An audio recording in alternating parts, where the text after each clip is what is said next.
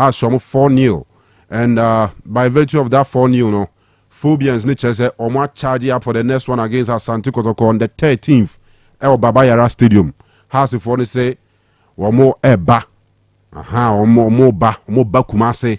Omo ba Siano. Sa Omo kan, Omo si Siano. Oko house for Omo Facebook, Omo Twitter nyina. So Omo ba Siano.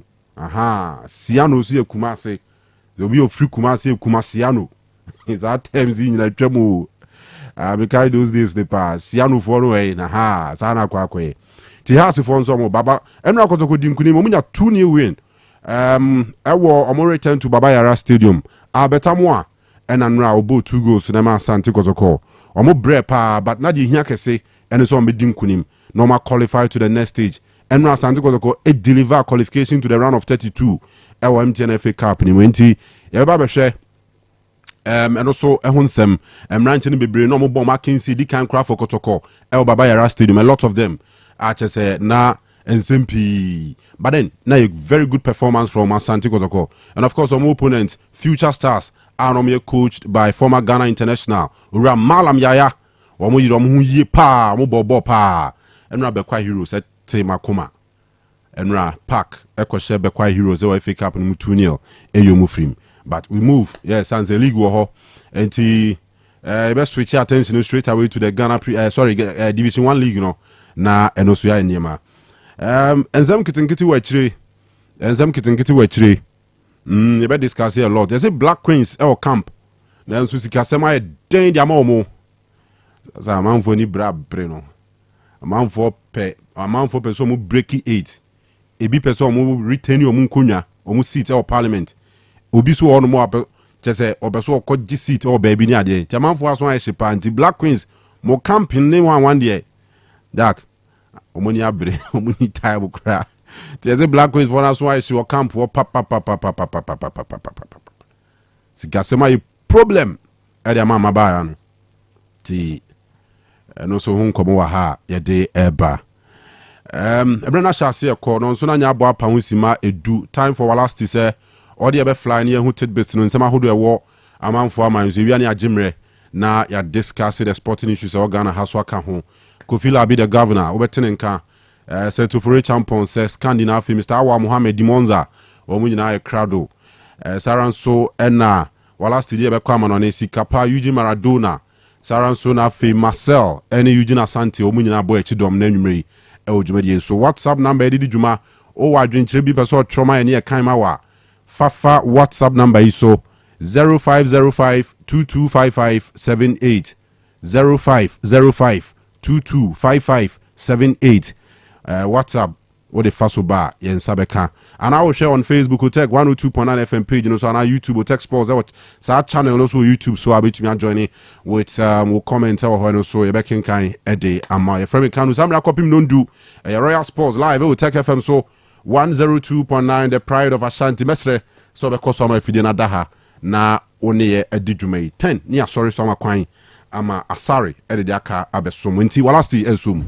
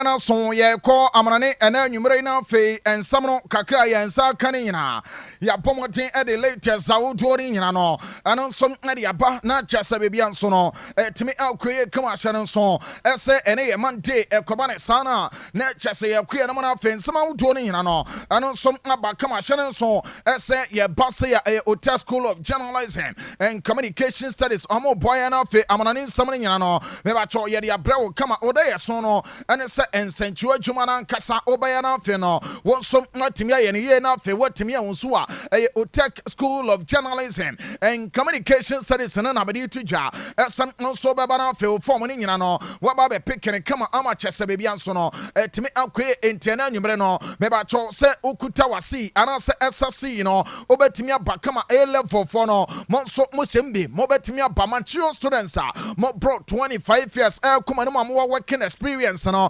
obetimi aba Otec School of Journalism and Communication Studies sansono ana de woman some watch exam etifie twan resource no ana ye fe na waiting resource no na chese no some open afie de wafa ntetiam kama na afie de ate ne sensentu adwuma na nkasa no onso do ho ahyem entiena enwumre o timi nka na chese ba bia wo pia no o de opesa oba Otec School of Journalism na o faka ababesi menhia runabout no so mebacho udru runabout no so akachire opia esem ope Otec fenfidiam ho omonso abekire wa bra wo roma won saben kom so no dan na mebacho asa ho ama de tie ne se glass nko ano ho ay administration a okwa onso obetime ne mpanifo aponkoma na afi enquiry sawuto no nyina watimi afane kama sanso na numbers ne nie obetime ne mpanifo de nkoma 0547 823 005 0547 823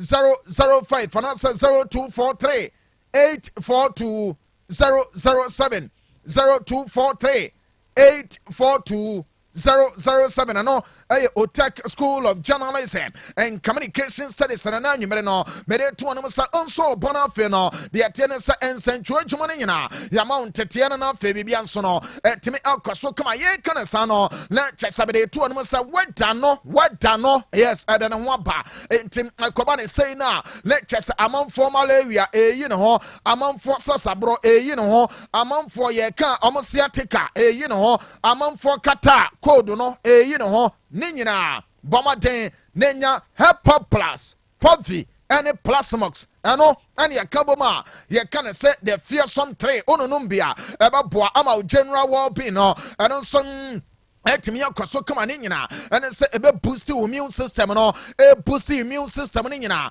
lecture se mo modern fofra no nso abeboa na afani ama ne nyina etimi akoye nso de ama kama enti the fearsome tray no no papa me pacho efi hebenage ana se ebene jaba consult mo ana dia ba doctor ebe ana chaso no nso ada no ana anwumre no omaye yatom ede the fearsome tray Hepa Plus Puffy ene plasma se ne nyina aba dwama so sadia dore ni padua no dodo lecture sa we ade kakra bi wabre wakoma ball periperi etoda bi unase peye na afi no woni so ye otum we ade kakra bi a na o te so a the fearsome tray no that is Hepa Plus Puffy and plasma so no ana wono no bia ma ne nyina no ano so atimi akoye malaria ne typhoid ne de tenete ama bebia nso atimi akoso enti entwen ma ne ma me ba cho hyase no nombe ano ebe bo no fe abon wo ban kama wa bra no nso ebo no lecture sane ma ne nyina etimi akoye de ma ba bia tonton yetiane se enropia no owrama won sabe ka be that is herbal shops awuto any pharmacies ne nyina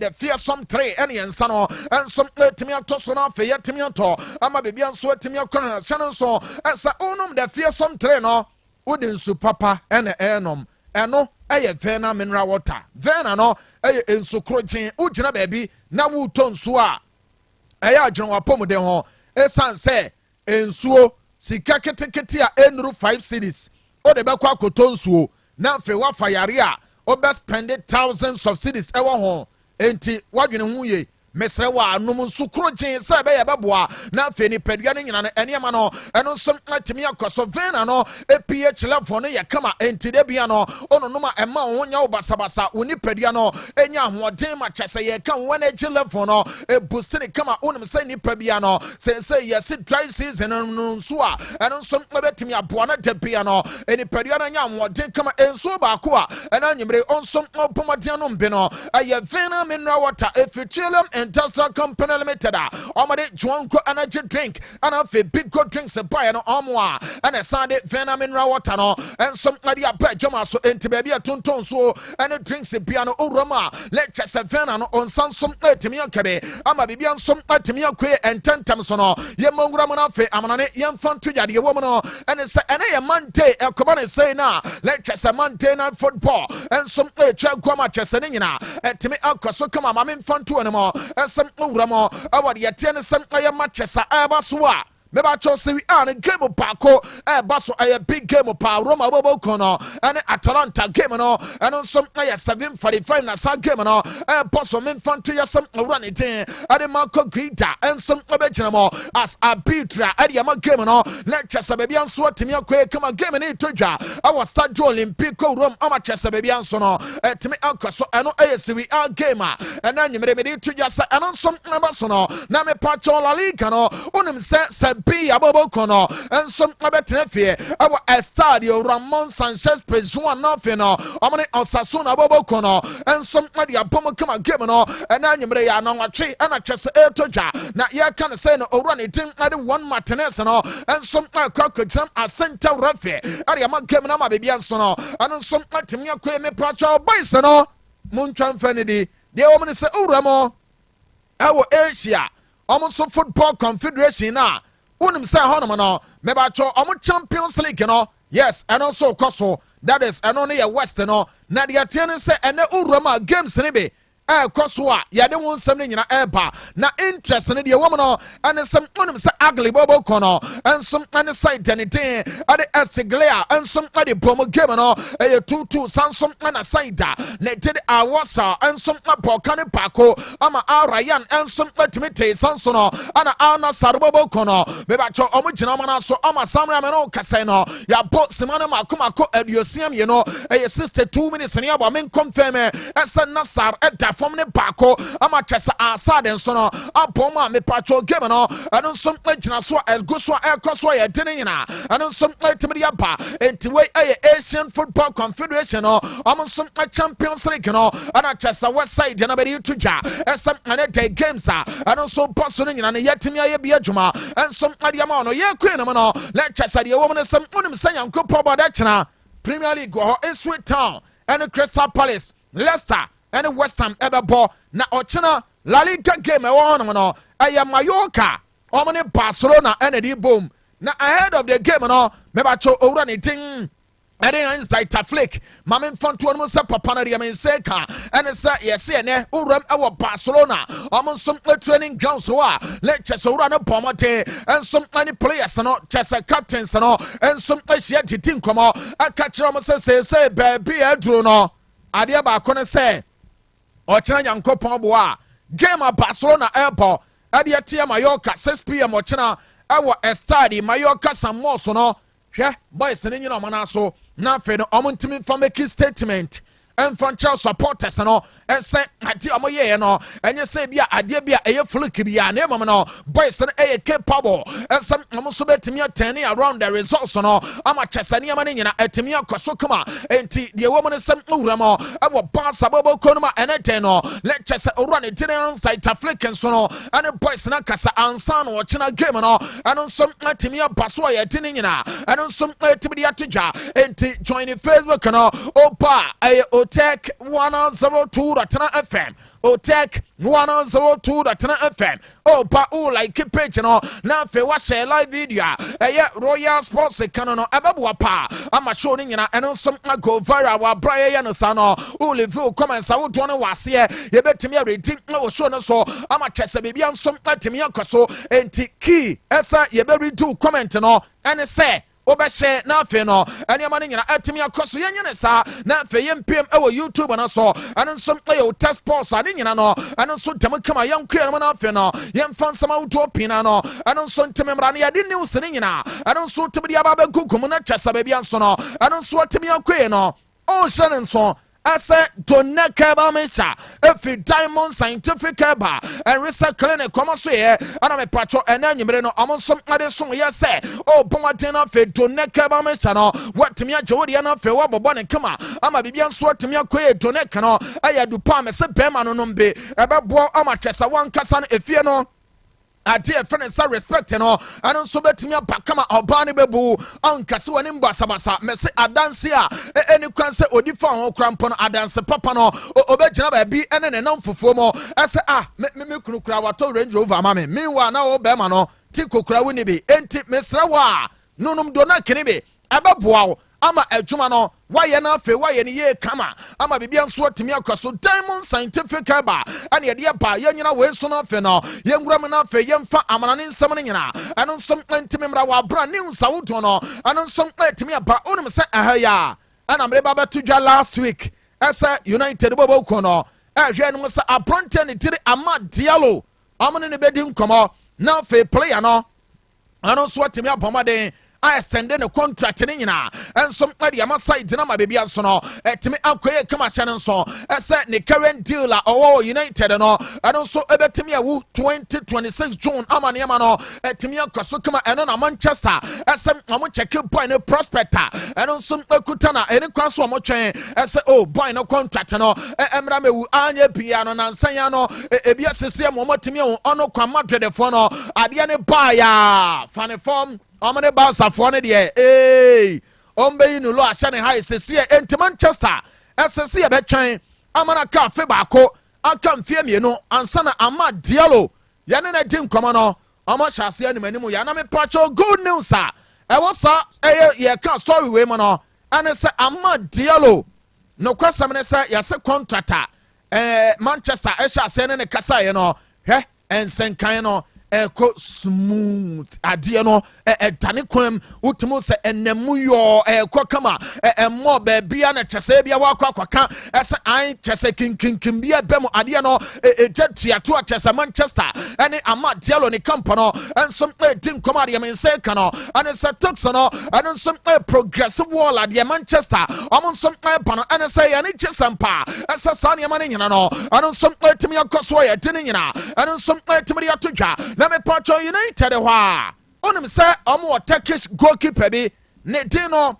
ade ate bainde me pacho boy we onim go ne dai pa na ebi ase wo ho eto da bi a onim bibi ye pa o na mum no de wodi animu ne nko ya abede no waba de tie ne se Manchester deputy goalkeeper ne din ade ate bainde de me se kan and se boy no wa sha se e bo ne hwene ena me krampo ba bia me wei ne ye so me soro makwa akɔfa ma betena ha ene ye bɔ no na na yi wo de to wan wo twene mu yi wo de fa ha no o slide na kyase o sia boss awodo ema bibia timi kɔ so yese goalkeeper no enso pese anya bia ɔno nso etimi nya regular playing time ama bibia nso no etimi ekwe enti boy no de am nse kan sem ɔne ne camp no enso etin kɔma ka kyerɛ mpanifo ese anya bia no ɔno nso ɔkɔ ba bia obetimi anya bia da awia wo goalkeeper se bi go ba bi bɔ ama kyase ɔma ne gide bia ɔno ate no entimi ma meteche ma yenye onana sa enti point no ensom apese anya bia opet new club na afi no ono nsom akọ ama bibia nso no ado nsom atimi koe na me porto club sene bi aka boma sese no Umar Mamush omo yesa point no bia omo nsabe ka no Manchester United aye club number 1 2 aye Tottenham Hotspur 3 Barcelona and Paris Saint-Germain dia men se ka and last week Thursday me macho Europa League and on some course no unim say yasem aye Manchester and afa Tottenham and Barcelona and PSG nyina omon some abomaten asma omon scouting team no Manchester omuru om kokko here side na tin ade Frankfurt omon Europa League omon some boy na amade men say kan no and some ade nyina o check here how many good air report no and some akoi edifa player no enti Omar Mamuchi dia menseka and some club Savudo and some start scout boy na so we asa anya bia ne sama no ene man so betimi akoi na fe no amakwa the Egyptian international na fe waba be adwuma no ama bibia nsom atimi akoi ye de nyina ene nsom atimi atodwa mame mfonto no say United waba kono boy anything ade Kenan Yildiz boy we me dia baba to dwa ha as a Manchester omani dinachi na me patro de wo no ane sa boy no de ebe na anwumre no on se osina kan ade ma Juventus ana United eto omoni ade yesene so na reports am say kan no ane sa Manchester mpanifo no din komo bia ese Kenan Yildiz Amon Sabekano, now fe boy no, on some Abaya Juma, Old Trafford, maybe a Timmy Quay, Nemo Yasi you, the Zamaican Samano, boy, say, no crane, what never be a reattack out in a day. Adiaba Cone say, or no one Casano, by Juve, all both games, I would do them woman, Adiaba couldn't say you for Bobo Cono, or much and a fell so pa, you no pressure being what will be a Babeka, I and a chest a top for no crampano, say, I can't quite be Sibasa, and to point out yet. Yes, it Nanichi, oh, you never know, United go so 18 come on, as Anya Pia, Amon Sabekano, Bebacha Ocean and so second and Yildiz, American Samino, lectures any dealer, I want United Bobo Conomano, a Bewu, I June 2029 and Manchester and so no a person I'm for 19-year-old boy now some I'm coffee out money say be ababo na fe a please side na think ade you fe na fe o ma job boy no ama bibia some atimi akoso me ma cho ripping na morim akasa amowi na num nsam no na e pa no de atie ne se unim se nyankopon bo a midweek game wo ho United any Arsenal big gamer hwene mu mebacho Wednesday na nwumre tena ha ya sade ye ma no mebacho ne nyina kama won sabeka ama bibia timi akoye na de empe na nwumre no ane sa Ruben Amorim Eugene fa Amowi to so na bra beboa me wa ha na mama yine na fe ye ma Amowi kasa no na fe ne man so ntimi nkoso Ruben Amorim ana owura na nkasa no mebacho wonim se de tie ne se papa no ebo moten ebo kane mako nan wa bra the Etienne say weekend way Manchester enya South for goals so nyina no the Etienne say urem ewo Manchester supporters no e dia Amorim din chase tonyom eno na supporters no ye no ene press conference aseni ebusa ne say Amowi won krofo yi what say omode wudin o tonyom na enkrofo yi aye say you know wan kasa na say na o feel e na manager ne say hey ono oye coach na ono ade baako a ompe e wo wiase obaye ene se ono ase coach no bia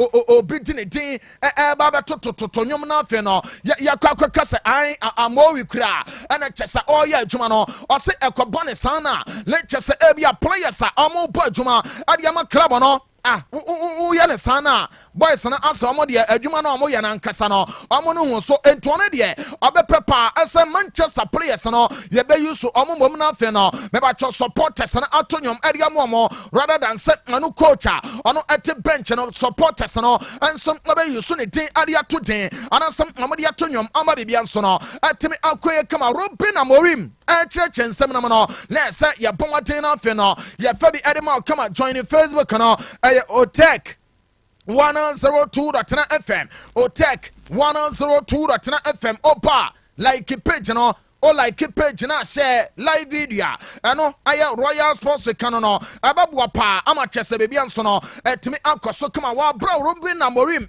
chechem no na chese ensem ne nyina no eno nso basha no so say YouTube no eno nso Otec Sports ne nyina no bakama Amowi on hawa eniama ne nyina AC ko wa bra Manchester supporters and editing at the air tonyum no on set Facebook Canada Eugene at the atoso dada radio for no mudi in ye yanku enim or kasai at the fa Lenny Euro and the Etienne say player and editing at the Bruno Fernandes on voices in abeto so yanko. You mentioned yesterday you're already starting to know the phrases of some of the songs here and fans have already got a chant for yourself. How important is that connection between the fans and yourself going to be going forward? I don't like my chant. You say chant. I don't like it. I feel a little bit not embarrassed, but because I'm the coach, they have to chant for the players and for the club. So it's not a good thing for me. I understand. I really appreciate the connection with the supporters, but I want them to support the team and the players because they are on the pitch. I'm outside the pitch, but I'm really honored about that, and I feel a connection with the supporters. But we know that we need results to maintain that.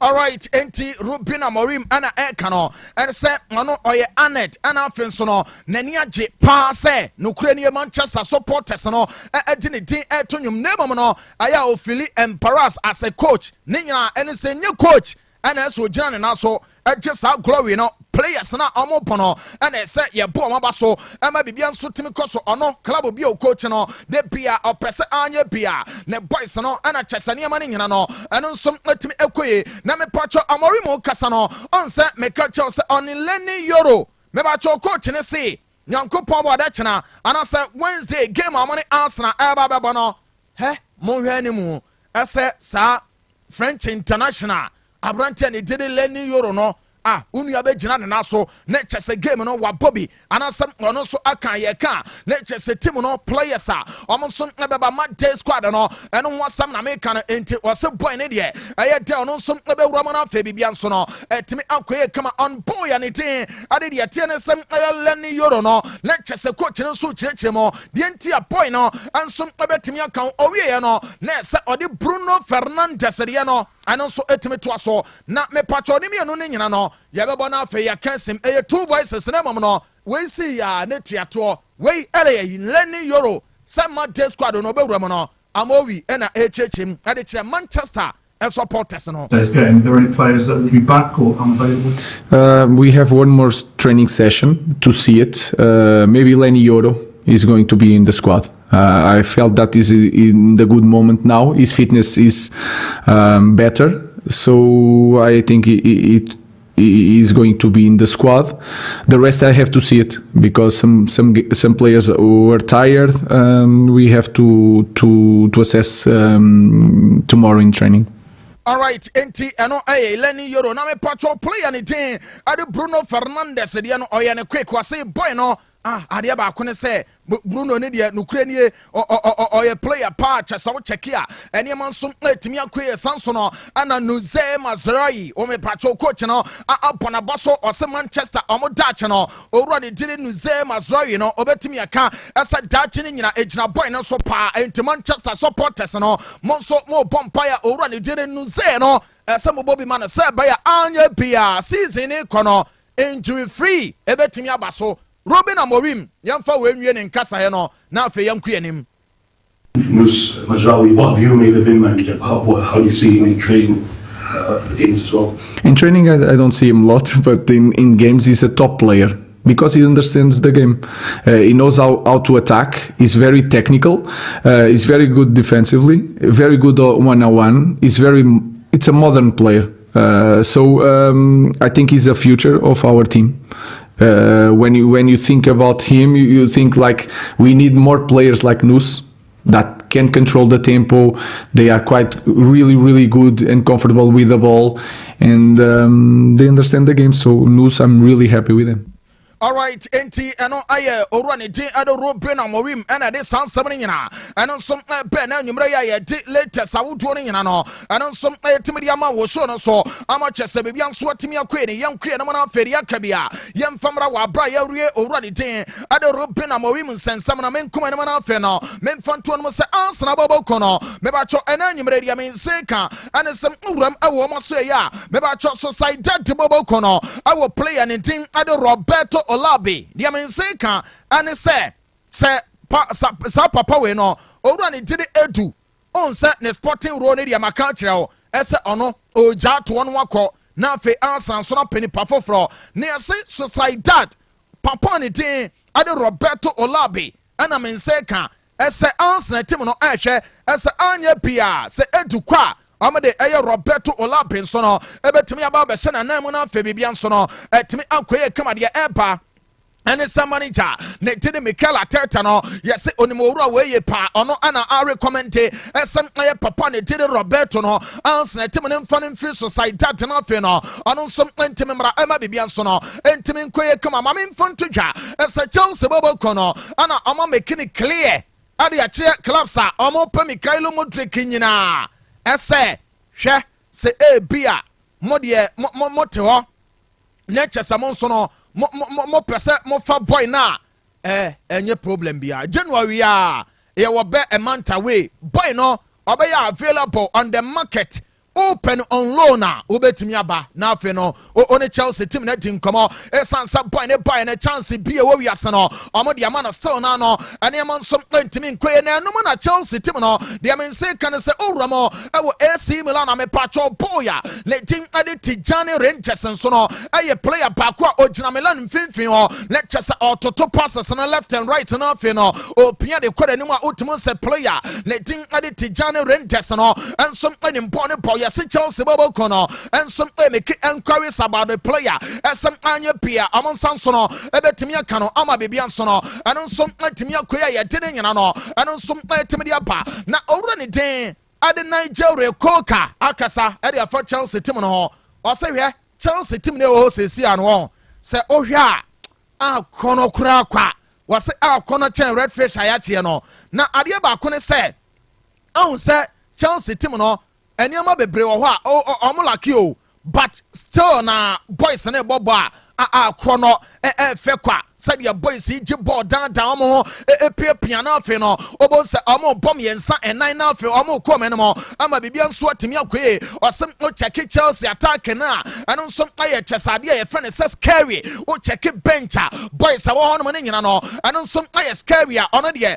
onim se Chelsea bobo kono enche bia ombedu level a obia nso no ebetimi an se Chelsea bobo kono enso aye adwuma ama bibia nso no etimi ankoso kama ye de nyina no eno nso etimi de atodwa ya dura wi awofo ne ba koso yoje mame ayi when Rooney ne ni nkomo no na on se when Rooney ade ba ko ne se owramo awo club ba ne din ade Plymouth Argyle me ba cho papa yi ana eya adwuma de amomo de e ba ne se omo se hwe papa we wo ho wa bo games bi no kwasem ne ye se no munim se papa na nkasa no wa wi awusa na wotena ho na chese what bo two games awabono me ba cho consider 10 goals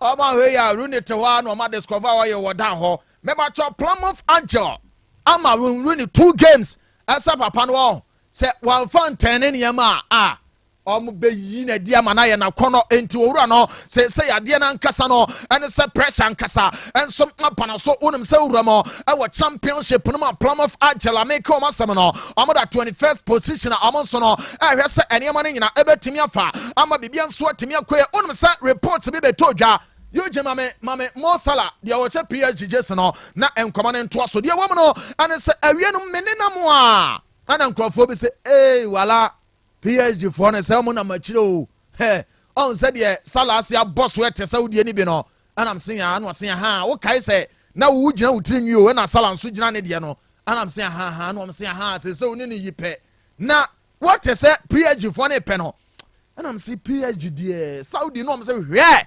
enie sorry ni na eno no ko bae no anam se PSG for Mo Salah eno mo na me sa ko we no se wala twenso na de no enye se bia PSG peno we yase Salah ne kampono ana omu create sa stories na de ba se be ya anya bia eno ebe volleyball Liverpool fo ne ho na chese omu ba omu som atam sikapudo de ama player na did Mo Salah se onye nkonkode ama bibia nso ntimi nkoso enti sa stories ne nyina me ba cho owram na wo Paris kromo ade e no ane se ne nyina nso no enye no krese Paris Saint-Germain tim no eye interested in Mo Salah ye de ne nyina ane nso timi de atodwa owramo awo side jane did bonum afa omu player be ne din no ade Milos Kekes na boy no ball awurade nyame o cha ball le de tie no and say United team no ahwe eso mo nsabe ka no ne yesi Liverpool bobo ko no amba Roma anwode omode aba no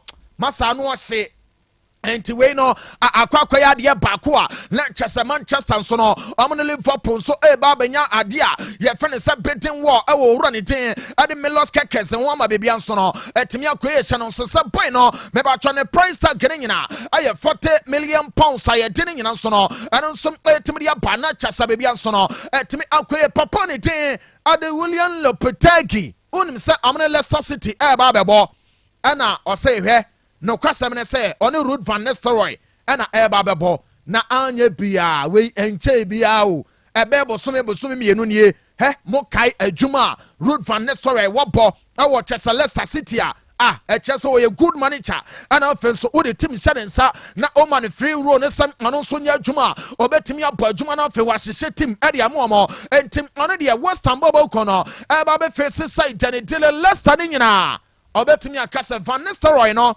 or one of the good managers say no ama Premier League no ma omo so so up and coming manager name no owura na kire pefesa o ma na adwuma na fe ono so aye na adwene so obaya obebo adwuma ne nyina eno aye owura ne tin ade William Lopetegui and what tin nyina so timidi apano na me patcho the manager in question and tin ade Ruud van Nistelrooy onum say enche no obefa adwuma no e wo Leicester eno ana Van Nistelrooy say yen kam wo bia so ntimete sa ono onya adwuma no ewo de etie ne sa Leicester no na ontimi ntena wo sa akwa wo da bi ono ofa phone efre papa ne tin ede Enzo Maresca ese chairman say na adwuma ne tie ema one owura ne tiri Enzo Maresca enso mpeti nkomo ma ne ka kire no ese a good job and all take no ne nya ne sem adwuma na nkasa no Leicester bobo kono boys no omo wo etunwa che no ho sem mba ya adwuma ade club na to level bia ma bebia nso no eno nso atimi akoya ye de ne nyina eno nso atimi atodwa na bamar fo bobo kono omo se hwe omo ye akokọ be dia bro nya ba beba omo behu na di Antoine Semenyo aye Ghana ni obo adema Bournemouth me ba chode ya ba ne se club ne say akwai say nyankopon do man kwan ya ba ne ho ne ye ton ne di na ebe ya ya te se Liverpool ape owura ne dide Semenyo de men say kan se Bournemouth for say omo ye willing asa ombetimi ane club bia aye business on Semenyo enti opa no oba no no afi no baby anso otimi akoso City bobo kono anso na no se anya bia owura ne din ade Jeremy Frimpong omo de ne beba yase boy ne company problem bia ne ho na mom na akasa 2 class no enso ebetin komo ama bibia nso no eno nso atimi akoya ye de nyina eno nso timi de ato ya menkom ne mo na afi no memfanto no se Kylian Mbappé lotin a reported Paris Saint-Germain bobo kono ade ama ye ka eno aye disciplinary committee eno awo Chelsea France no on 2 occasions and Mbappé ade bem awo disciplinary committee nanim ama ya order Paris Saint-Germain asa omuntua 50 million euros and from Kylian ebesine yesi e mai eno ana de mense ka ene say yesi Kylian officially ono some allergy complain ade ama DC no asa ne sika bi da ba bi o akwa no o me sure say sika we yenti na bo no ontimi mo no na adwene o sika no so ba bi a wajapade wo no say wakoma wo ho enti de airport say boy no allergy complain e de ama LFP omo discipline committee no asa ade ni nyina no omo ne Paris Saint-Germain bobo ko ne nkasa na fe animanimu ya ne sika no ne nsansom anka ne kama ye de nyina eno nso tibidi atodwa me ba cho ugly bobo ko no awa Saudi Arabia omo saba for Vinicius Junior on say ye ba be rom January na yakwenim yes ugly still almost say Vinicius Junior no omo nwade bi pefe say said ye Kylian Mbappé ye ne say obo left ya na efa e ball left efa no enra boy ne ball esa nya goal di ma Madrid omo hwe ni din a Madrid bobo ko no omo person omo di project ni nyina ese Kylian Mbappé so ekoba ne say ya Vinicius Junior no omo ugly omo nyana omo pepa entianye bia no baba Madrid de say boy ne bo no aye 1 billion euros one city kromo nyin free so enti waso aware na wato plate ukuru bedidim enyo ma me de e na ukwakofa anaso papa plate ono no didim na ukotwa ukuru aduane atomade no wonso esa obon wo bra enti waso se obeto vinia aye 1 billion ana Madrid bobo no enso ase kapreba omo nteso ansana ono nso atimi akoye City bobo no ana Rodrigo Goyes ne entourage na tinkomo ama mo so e ma positive signs as a boy no as I said you see body ball e wo Madrid say no na nenye boy ne nya obekọ ama chesede ye tene sa Rodrigo so no so City bobo kono ye see Guardiola or one of the players offensive pa onyana na ni beje passam enema so no ebetimi akoye dia ma City bobo kono ene kakra eba na me pacho Barca ana Hans-Dieter Flick me ba to dem panimfo no say de edura ho kire pa on say me start no me ka kire o asa ene training session course no the attendance a Barca bobo kono coach and free captains no and omo ye meetings catch omo I say turn around to be our baby players na na eso omo ye enti game omo ne Mallorca ba bebo no ese eno so rem ene memfan to dwa asa yase Barca bobo kono omo ye worried about player and it didn't turn omo and I'm say hey adai and I'm say wala na oh boy ya bre won boy we ya o Nico Williams and an air trophy wow yakwa fado aba almost say over anything added than omono 3 games on Timmy Montoaso and Ababe concern Ediama Barca bobo kono ama chasadia eba and it's penifona casano almost some to me shama bibian so timi akoso wa bramon some say anya piano and yamon so betimi akwe ama tani omo and some timi aye fit Manchester wodono and some betimi aye ne kama na Hans-Dieter Flick say yam fan to yamu obia sentimente asa amukofa goalkeeper ne de ade wo Szczesny ade ne buy na Szczesny buy no boy we amanfo busade bia say na mo prem kofa no on na go dia we dia senka mo academy for ni bi kra enso opportunity ankeye Hans-Dieter Flick say hey mon kama no ntum mo kasa na de all kan nyina and sa boy no training grounds no or perform well pa na de all kan no and say ade ba ko betimi aka and say plan bia ni wa a change our boss abobo kono or say still Inyaki Pena and I am number 1 say ya over the general contractor say gane prano enti he mopa munyina chire and mo Szczesny din ema de yenche ne number 1 aye Inyaki Pena eno aye Hans-Dieter Flick and an anumre no on some ade san 7 nyina atibidi atoya oram ewo Fiorentina meba cho enra ho nyame nkuwa nke ante asamde ewo football cycle no mo de atie no and some say game bi enkoso a mame confirm ese Fiorentina bobo kono na chese amo bosiwi game ni guso ekoso na no na chese ese ye gina game no na ye kokkohwe ni nyina and some uremo ewo Fiorentina amo player ne din ade de atie no se mame hwe na eye Fiorentina amo bono amo ni Inter ana na gina mo ebo ama sa game no yentimi amanwie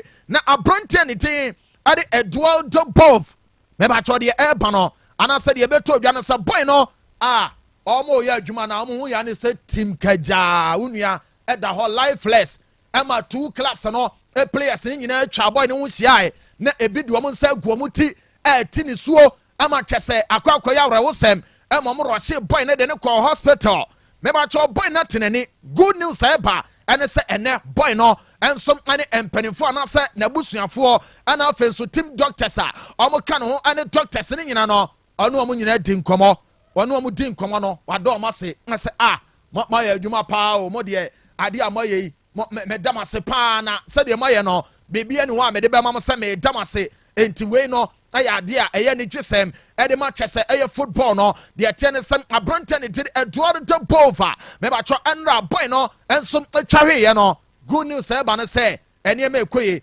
yes test on ye ni nyina no 1 ne cardiovascular system no bibia ente chema e wo ho sansom ane ye kan onim say ade a ye friend say ne respiratory system no so no eno so na nkasa no yes problem bia no entim panimfo so no ba behwe reasons why Eduardo Bov so no ensom kokotwahwe ya eye game me ba cho Fiorentina ensom ane Inter bono entim yanto so no nyina eno ane kakra eno anwumre etodwa ye dire nyina eno ensom etim dia ba Alphonso Davies after say Barca bobo kono yes omo bowura mu fechire sa ase omo shebom Basafo no shebom no omo ye sekr sa no omo say hey jai na yes Alphonso Davies twin mu anu say hey hamo no say oh basafo na efra wo no and was say dabi no na de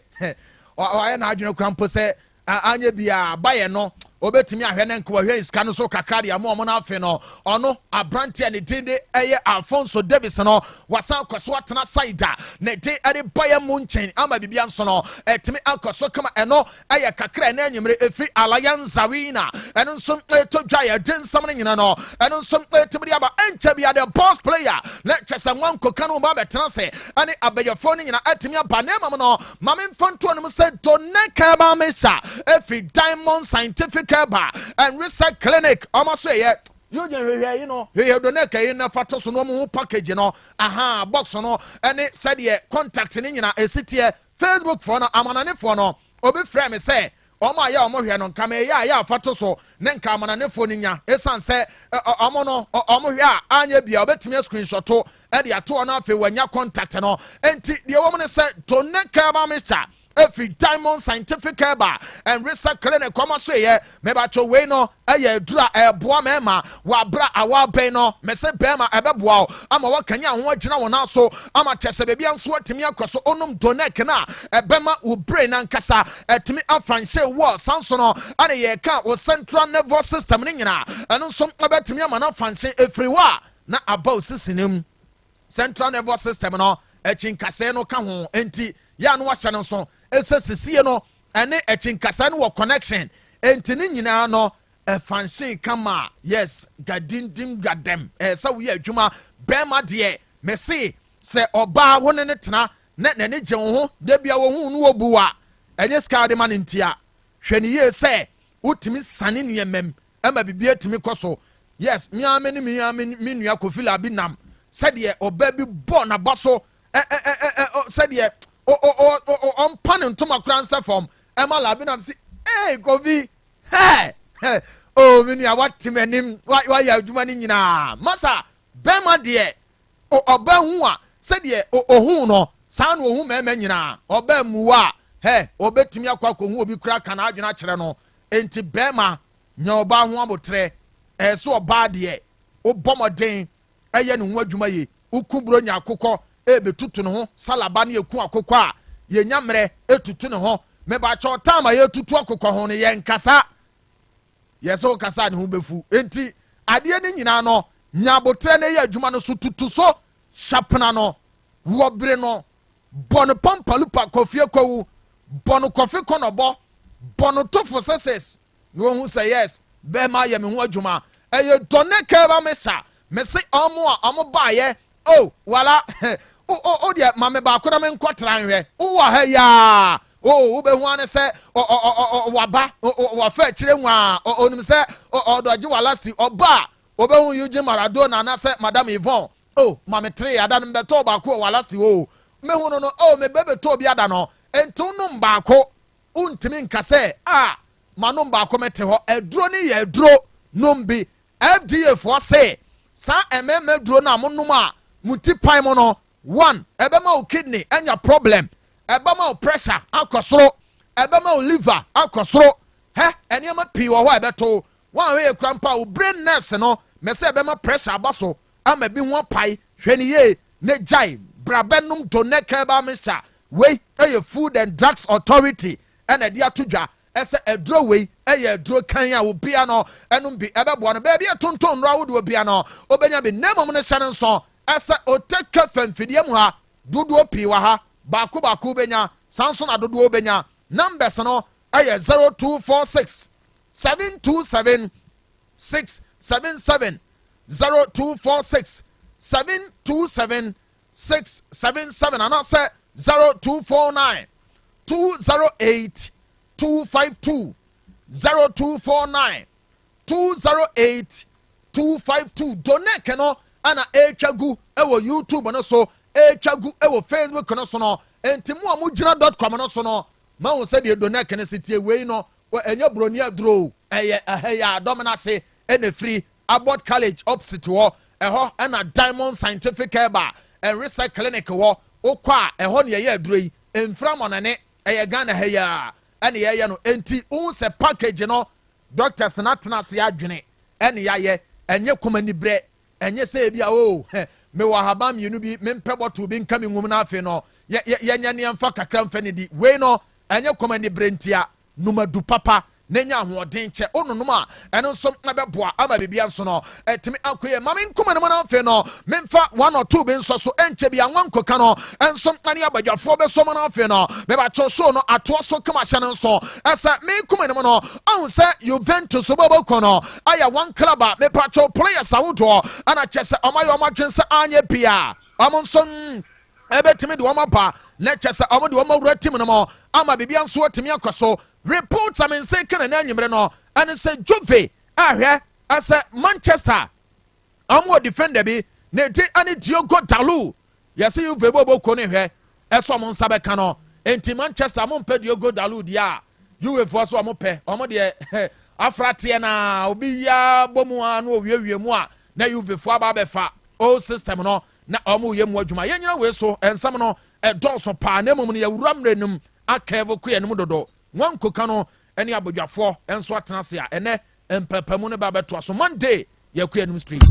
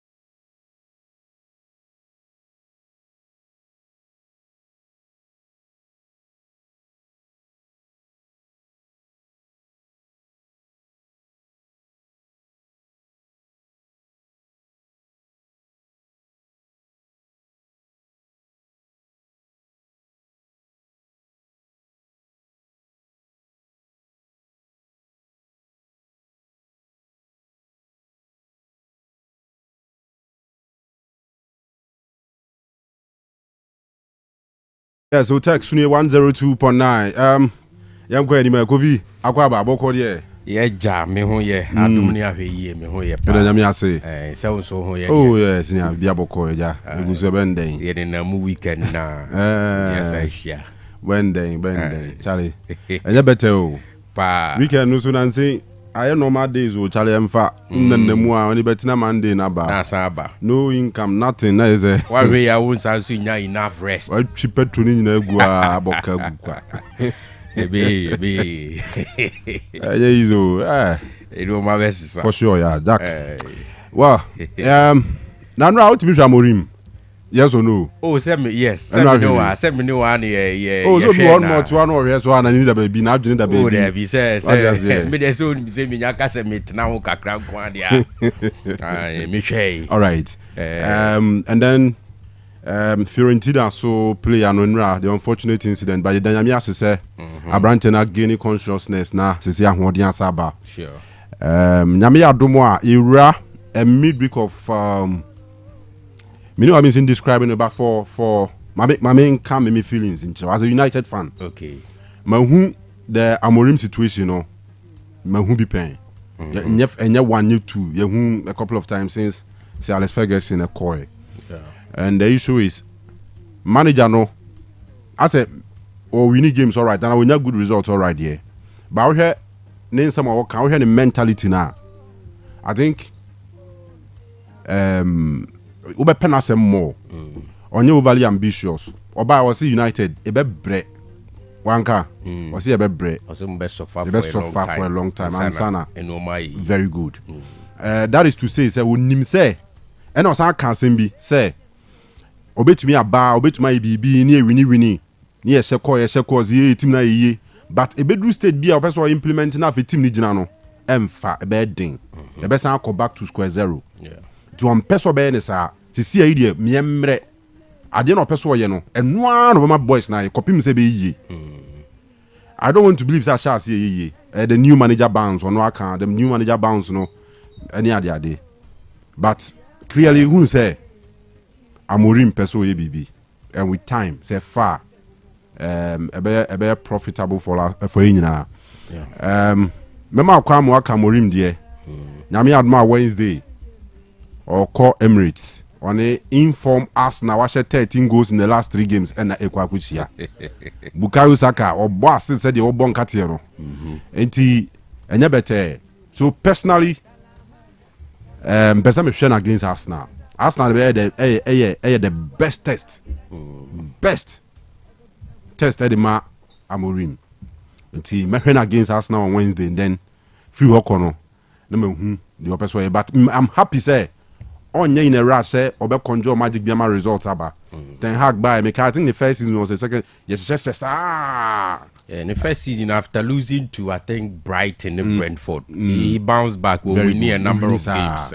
Mourinho buy I think the first season na but second season be the second year there. Yes. But later now also Mourinho na ye ne niema no afi na emfa me player we ni any confusion sound on the sack no Amorim buy no or the boys you over yai or be so the baby but at the core be no ye be bre ye as fans ye fan to a team say ye be bre sure eh na Amorim o bre mboni dia ene ye bo o bre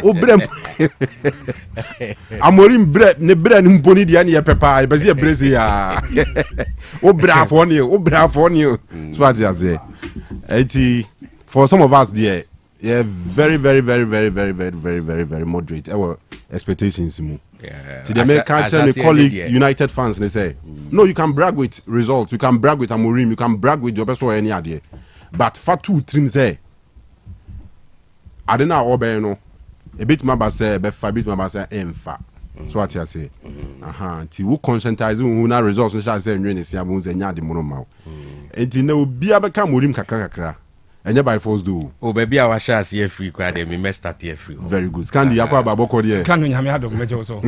Where pa na so. Nyame adaroma. Ukwe iya na. There be man kwe. Oh, okay. Then now feel black and white. That's fine. Openi. Oh, penny. Akwa ba. Mejo so. Biya boko. Nyame adom boko. Nice one. And then the full house. Aye. Also on time. I know so on time of course. Was one day with you white shirt. Oh, I want the white. All like says Scandia FA Cup no anko yama. All right, go me take time o times na be so. Oh, we the other. Wakaso ubesha say wa muri mo de.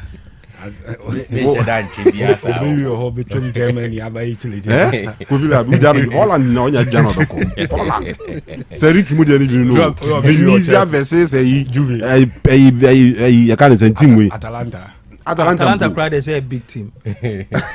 Venezia versus Chievo Verona ne. Juve fan. Oba analyze. Say Juve fan. No, a huge Italian fan.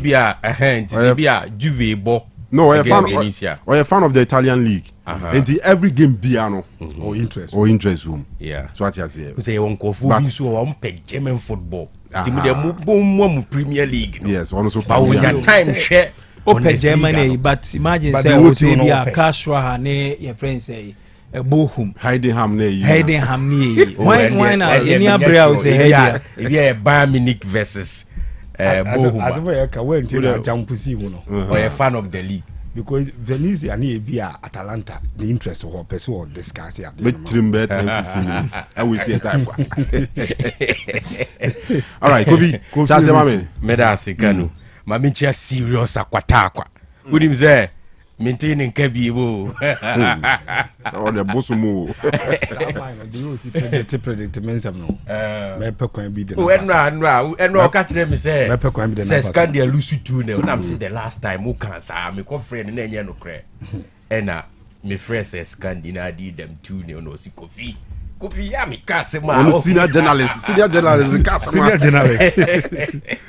Hey, share. Adi be our money possible man. To say here no Kanu na o catch them, you know. Martin can be MBC there. But they say BBI come out. Kick out Musa. Me contact another person. Oh, okay. All right. Then I say. All right. Opinion you am okay. Kanu mami starting to say. When you together with a lot of people, Omodrin say the real test is against Arsenal on Wednesday. I disagree. And me sure say Nkofu be name nyadwin, but I disagree. I think say Amorim doesn't need the Arsenal game to prove a point. Okay, and when he played against Ipswich, Otec lead, eventually Ipswich a better. But I said the Amorim show anyhow we expected him to play, no. It didn't really happen. And in the next game, Europa League when he played against Bodo, I said that game, and yet about the way of playing is about ensuring say Obenya scoreline bia ebema enkofu enya gidie wonimu, because sometimes you can clearly display your identity, but if it doesn't come with results, people may not have confidence in you, and it's like that. Irrespective of how good or excellent your project is, say resource in Kahua and Kofu Behuni say u project ne project hunu. And I think say after Ipswich against Bodo and then against Everton, of course ubetimi aka say sa teams we nya big teams and teams with big players with sa temperament need to excel in difficult games and all of that, but clearly from the onset, Papana Miehu say he has a way of playing, and irrespective of whatever happens, Onye not been so bit deviated from it, and that is something that I like about him, and one of the key signs of good managers. Of course, it's too early to praise him, especially in the Premier League, but so positive signs are. You cannot just ignore them. What he did with Sporting CP, it was clear. He had proven, say, he's a good manager. Now me share how in England and the pressure there, no, Obetimia stick it to it. Me one thing that he's done at Ten Hag, Entimianye, me believe in say he's a good manager with time. Obey United job ne very well, and he say, then go for say under Ten Hag.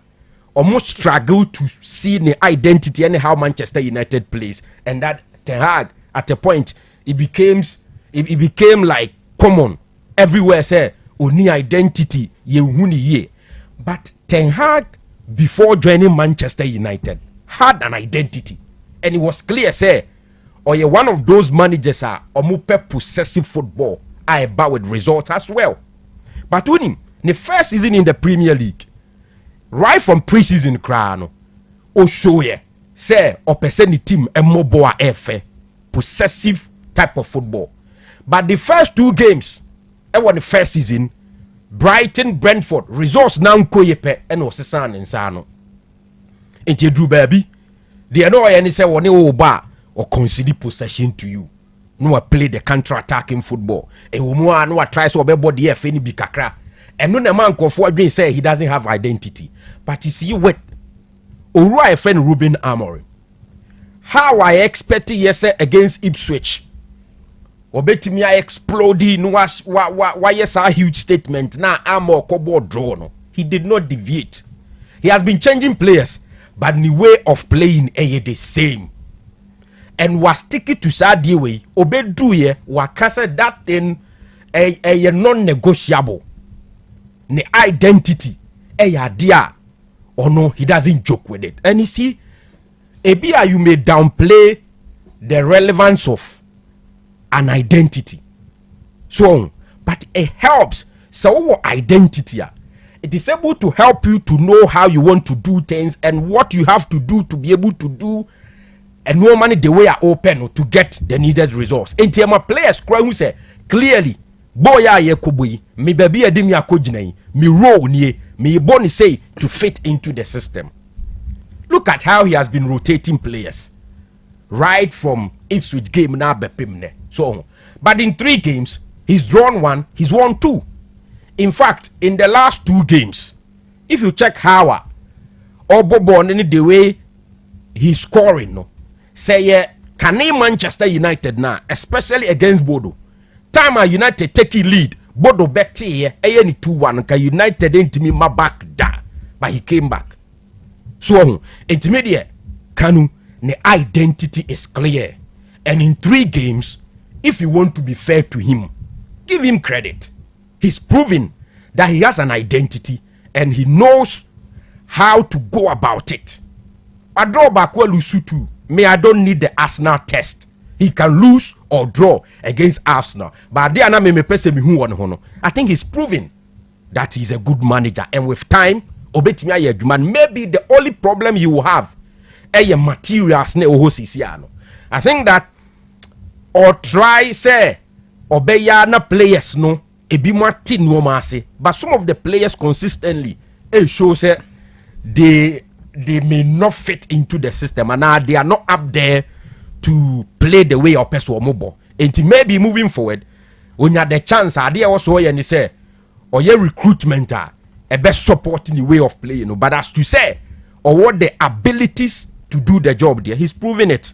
I don't need the Arsenal test. Of course, if you play against Arsenal, one of the difficult games, they measure how strong your team is. But how he started in the way I was so far, and there clearly you see the signs. Said this man is a very good manager, and I think said he need everybody at Manchester United to support him, especially when it comes to recruitment. And in recent times, Manchester United in penning for natural say, especially under Ten Hag, no, they've proven say Kobani say omu manager no here materials be no mfanye adwuma and ya de ombetumi amane ho akere in that regard. So me I have full confidence say the man will get to somewhere with Manchester United with time.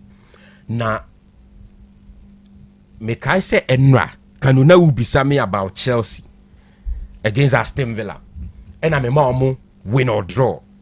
And I say now I say why I don't have confidence in Chelsea.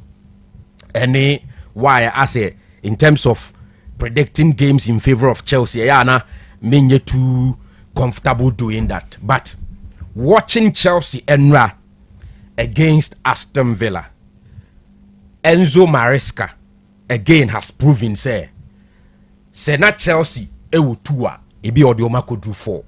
It's only fair say you give him that credit. You see, me I like managers awon eto the more den na omu lose certain key players was certain positions omutimi ye changes and still get results. For example, against Aston Villa, yes, Villa struggle and all of that, but Unai Emery team we know say in recent times say one of the good teams in the Premier League. On any day, so more ever back to omu normal level, they are very difficult side to play. Now Enzo Maresca went into this game. And there was or shifted the most consistent player in Chelsea's midfield to a right back in the person of Moises Caicedo. And for the first time this season, or started Enzo Fernandez and then Romeo Lavia as the 2 players in front of the back 4, and was shifted Caicedo and Nicole right back and still it didn't affect how Chelsea ball. And I think sir, I like Sanu Manoman from managers. It was a good performance from him. He's doing so well, but I think sir, Adia all lacking say he's not enjoying any hype. Maybe no will take some pressure off him, and to ensure say he will be in a position to be able to lift Chelsea to that level now. Na kanin yenim say Chelsea then kudos to Enzo Maresca. It is only fair so no say best salute to say he's doing something right with the Chelsea side. And Cole Palmer there, I mean the last 2 seasons he's proven say he's not just the best player for Chelsea but one of the best players in the Premier League. And we are sure say maybe Pep, one of the decisions I want take here obetimi atena fi ono nko ane ho no odwendwen ho a obetimi agiatum say he made a wrong decision letting Kopama leave. Maybe it's something that obegiatum, but consistently this guy keeps proving say he's a very good player, and with time so obetimi consistent no wa liftino to the next level there. Maybe at a point obetimi crack pray for the Ballon d'Or, but it was a nice performance from him, assisting and scoring at all times. I think Kupama is also doing a very good job over there. But the most talked about person in the Premier League as we speak, Papa na friend Joseph Pep Guardiola. It's so sad. But for the first time in the history of Pep career as a manager, he's played 7 games without a win. And the one he drew was in the Champions League against Feyenoord. Game anank we win eventually Feyenoord betete man 3-3. We lose to Tottenham in the EFA Cup and in the Premier League. Brentford Asheno, Brighton Asheno in the Champions League. Sporting CP Asheno 4-1. Enna Liverpool and Sodena Tuaso. And honestly, a very very difficult time for Pep Guardiola. As to say, Obetimia turning things around, the big question. If you ask me, Mijide or form, me sure say Adia Pep be person ko Obetimia ye pa ni say, sa Adia we ya wakumi, Obetimia turning the situation around, and sana weja Man City team no wako. Yes, it is possible say after dominating the Premier League for 6-7 years, I mean, the desire and the passion to do more, no, I drop it. But of course, like I said, I think say the players need be so nyini, and then a bimonso performance from coupled with injuries any idea, and he difficult for Pep. He's not done this before. So wafa a team, ne nuoma perform like that. Na all lifting no abasro. He's never done it at Barcelona. The first ever biggest job, or the Omu Kosro, and no matter say drop, he had to leave the scene. Or call Bayern Munich, no. Adia no more Pepper at that time was the Champions League, he couldn't win it. But of course, if he league he dominated. But at the point, now I say, Omuhunu say wa faili. They were even accusing him, say, Wabe said the German football and all of that. He left. And now, Obe dominated Premier League. No, the two of them say is a league that nobody can dominate like that. But Wabeyana Femudie, and this is happening to him at a timer. Nanka owo the chance to say ye season we are me contract some me call, but we decide say obe extending it by 1 more year and possibly add another year if opa. Enti Pep asemno ya na I'm looking at how Obetimi turn things around. Media, I think so Obetimi turn this. He will need some changes in the playing body, but unfortunately, January any period ya Obetimi enya players are on what that level, because at that period, at that time, team be anyone more beja the best players amount, because they may not have the chance to replace them, and he will need to wait till the next summer and san Obetimi yesa recruitment ne Obetimi amadenya some changes over here in the playing body. Some of the players, I think, said they've done whatever they need to do for Man City. De Bruyne, Gundogan, Bernardo Silva. They've done almost everything with Man City. And Pep has a very, very difficult job at hand. Now, we are looking at how Obetimia turning things around. It is a very, very difficult task. Mami was Spain Nakanu Montuaso. Fear na near for Barcelona no. Ena enya bedru hui. Na edi papa ne friend Hansi Flick akoshe konebia. Ase upeo pressure about papa no so. He started very well. And the word is like that. Oh, sometimes when people do not expect you to do greater things, it gives you that kind of environment, new, relaxed environment to be able to put things together. Now he did that in the first 7 games, and after that, no, after say, no shall say I drop it. Today, as we speak, so I check it, the league table. Barcelona is still on top, all right, with 34 points. Win now, Real Madrid no 2-0 win no. I'm on about 33 points at that second. Don't forget, say they have an outstanding game against Valencia. All things being equal, it is not really a difficult game for Real Madrid. So if you give that 3 points new to Real Madrid, actually say with all the things I can about Hansi Flick, Nejuma Pa why so far any Barcelona side, no Real Madrid abe take over, and it's so sad. It is very difficult for Hansi Flick to take. The last time, na me man caution be was say, "Onya careful." Most of the players he's using a young cra. When they drew with Sotavigo 2-2, he was angry, and na me can say, "Oh, how to go about this." Dealing with the players, because some of them Krano ubetinya and they are breaking them down completely, and subsequently Enoma keeps dropping. So enti baby awakwa akojina no, yes, injury sama edu baby players are obeying here to play the way he wants to play, no maybe if free and all of that ni nyina kan be na bedru, but me I'm counting on the experience to be able to stabilize Enoma and get the boys to play in a way Ombetimi back. And yes, it will be disaster for him. Real Madrid team, no, even though they've catched up, but they are not really a side or more bought any good football this season. And they've been exposed in the Champions League. The last time when they played against Liverpool, and then also against AC Milan, a struggling AC Milan in the Serie A. Under Paulo Fonseca, Real Madrid. The same thing happened. Liverpool. It was not just about the scoreline, but on the day, you could see, say, Liverpool is really ahead of Real Madrid. And this was something that happened in a Champions League game competition. What do you say? Madrid and the crown there. So they are not really a tough side.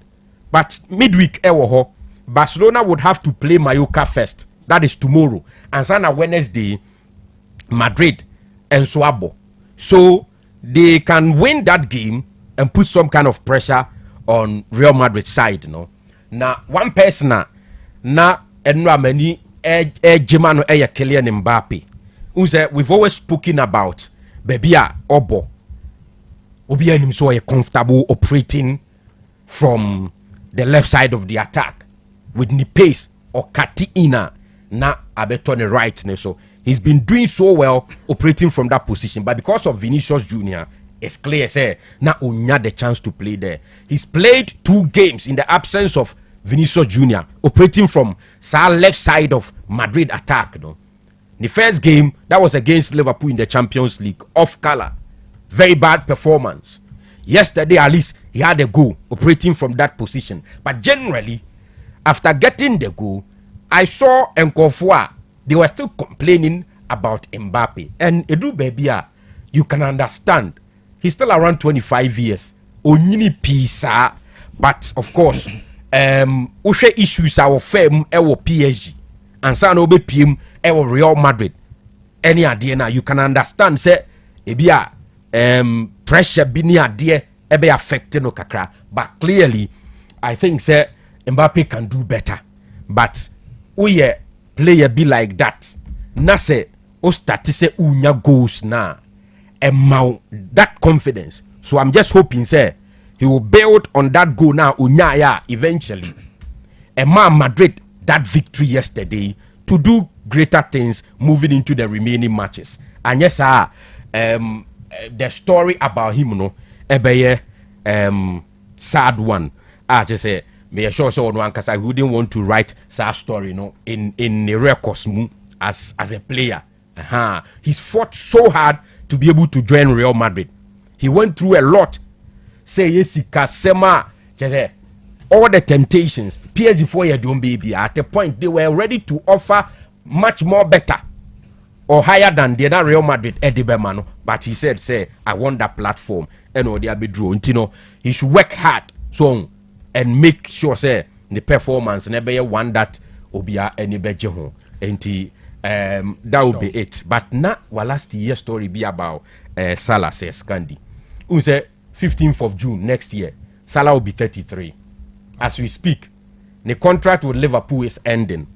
Liverpool and show signs be as on be renew the contract, you know. And now say there were reports say PSG 4 you're interested. Today Walasti tells us say PSG 4 is omun decide say omo Mohamed Salah. And minim there ebia any age no so but sa baby Salah gymnastics I need the type of player or you know unse say Scandinavian way of playing you know he thrives on pace more and beyond 33 untumi mfa unse nsiubo say ubetimi anya sa top level performance no from Mohamed Salah. Yes, this season on straight piece wa drop it there so but so they compare best last 2-3 seasons you can see say he's not the same person. So, and he made a menya. Nanka Liverpool for decided say, okay, let's offer him at least 1 more year. So, because at this time, no, says Candy. So, why you say, who movie from Liverpool, no, a different environment, especially looking at your age, 33, now you may not have a good time. But Liverpool, there, you are used to the environment, so you can enjoy one season. Be so no. Liverpool for push here. I think so in the camp no. They have to push and ensure say at least Obenya 1 year contract extension be and that will be good for him, says Candy. Sure. Salah numbers now crazy for this season. In the Premier League, in the 13 games now, or 11 goals and then 7 assists, which is 18 goal involvement. Huge for a player of the age, you know. And the consistency now when you're Premier League ever since or joining a club Liverpool. The first things with Chelsea, Otag as a flopper, only mistake, and I won't say worse. Just a description of how or be conducting in the Premier League. But after maturing with loan deals, I will quite Tito in Fiorentina, the new Roma, and San will be PM or Liverpool. Clearly, a man a better player. But today, in Bessemer, Adiaka Krebi. Me recipe no Madrid team num aye maybe and it's for football club football because I know the sign players when say even with national team no some people believe say as a French national team no when they sign players and they board the national team no but clearly club football I want sign players at the back club no at the omo be see akan and because of that sometimes making decisions very, very important. On the national team there sometimes because all person who do allegiance to baby a war and nationality and the sovereign state now frame Nintendo. Say we are not successful in the national team because of a certain generation being a talent or mining aya nobody puts the blame on you. For example, Mikel Arteta and O coach Arsenal. Then or no, and you will say Marco Senna no captain Villarreal. They were very fine players in their age, but over the trial of midfielder, on my friend in Spain, and Yatomodi some me perina the chief say omoko tournament on my body fekakra sa bad bon ye no more free mono. Omonya Sergio Busquets, enya Brantia Feno, Xavi. Enya Iniesta eka home. Omudi winning the World Cup 2010. Before that, omu winning Euro 2008. Esabe winning Euro 2012 no. Emma sa 2 players American ball omudi. Omu former irrespective form omu the ball club football ni nyina. In terms of national team football, omu anche da involved in the successes na. Omu a friend in Spain share the nya no. But club football there yana some players ni bi with decisions to make. Mami starting free Barcelona. Na me small scenario bi on na me fan kama sem about Madrid. Only say time a Messi pejano. He was not the only best top player no academy no, but clearly up front hodie adwuma na Frank Rijkaard edit team na ye no na difficult say akwada bia over football for FC Barcelona no obenya opportunity enya ba bia agina e wo mo anim wono a team na that time no we den a Ronaldinho a number 10 or a moving number 10 in the game. Barcelona ewo Samuel Eto'o no je ni mu a o she goals e de mo week in week out. So o he the transition e de Messi free La Masia e be wura mu na e se o mo pave way e ma no nya kwa e be gina team ntie hu how players like Eto'o even Ronaldinho first how Ronaldinho o mo kakra a free team num ansa na Messi e be wura mu a o be gaining the grounds e wo team num. And right after 205 for making a debut, the man FC Barcelona, no, you consistent performance. But after no, there were generation of players are almost superior. But that time, Barcelona had full pack our attack on them. Or no Messi ni room 205 no, 208, 209, 10, 11. And Abbas Ejo Mudipano, there was Samuel Eto'o fails, and there were players difficult for Sankora no working to dethrone them. David Sanchez Villa in the Champions League that they won against Manchester United at Wembley. Ohe how o take key game no the movement, the experience, any BB or the boy FC Barcelona account be no winning trophy. But behind Messi, we heard of Bojan Kekic. Kekic form now no dey ba football no. He was tagged as the next best player Ebia Barcelona be produced from Omo Academy after see who Messi no. But these players amabo mudi ntino, sa players na end man survival. Afi benya the MNS no. Me sure say dini bi wan be bobo ho a obet kai Christian Terrio. Kanu obet kai Isaac Cuenca. These were players omo nyini ba no. From the La Masia they were in quote superstars to be made in the future. But Barcelona had the MNS that there were no spaces up front there. Or ya kwada who benya chance enya baby agina honum. It took the generational talent of Lionel Messi and at the time no or the break it through. Some kwada we ne kwada omunyini from academy nim de buy, so you cannot blame them. Situations any be a fortunes e de omukopie Barcelona. But the timing no was not a pleasant one for them. Now, Uremo Club Efreno, Madrid, one of those players 3 days ago, let me read the interview or conduct here, who said there's so much regret in him. Michael Owen. At age 25, Owen decided to move from Club Efreno Liverpool to Real Madrid. Or come Madrid, no. Raul, Gonzalez, Ronaldo, Zidane, and if you go now where players are normally available, even that is Beckham. These were David Beckham. These were players are normally available in the front lineup of Club FM and Real Madrid. But Utie Owen interview now say, or one player no on fancy traveling outside England so about ball. Oh, you know, na she trim say or better England now ball. But the entire single now out, he is the last English to win the Ballon d'Or. It tells you the quality of new club boy, no. But free Barcelona, free Liverpool, Air Madrid, no. One think it deep into the situation and our Madrid, no. Utia or say he felt say with those players around, he was even going to be better because Zidane Jinawachi no piaba, no figo our side, Raul our side. Ronaldo nasa more bobo on the bar likely say akwada keto wu team no mu a obetumi abobi possibly and even score more goals.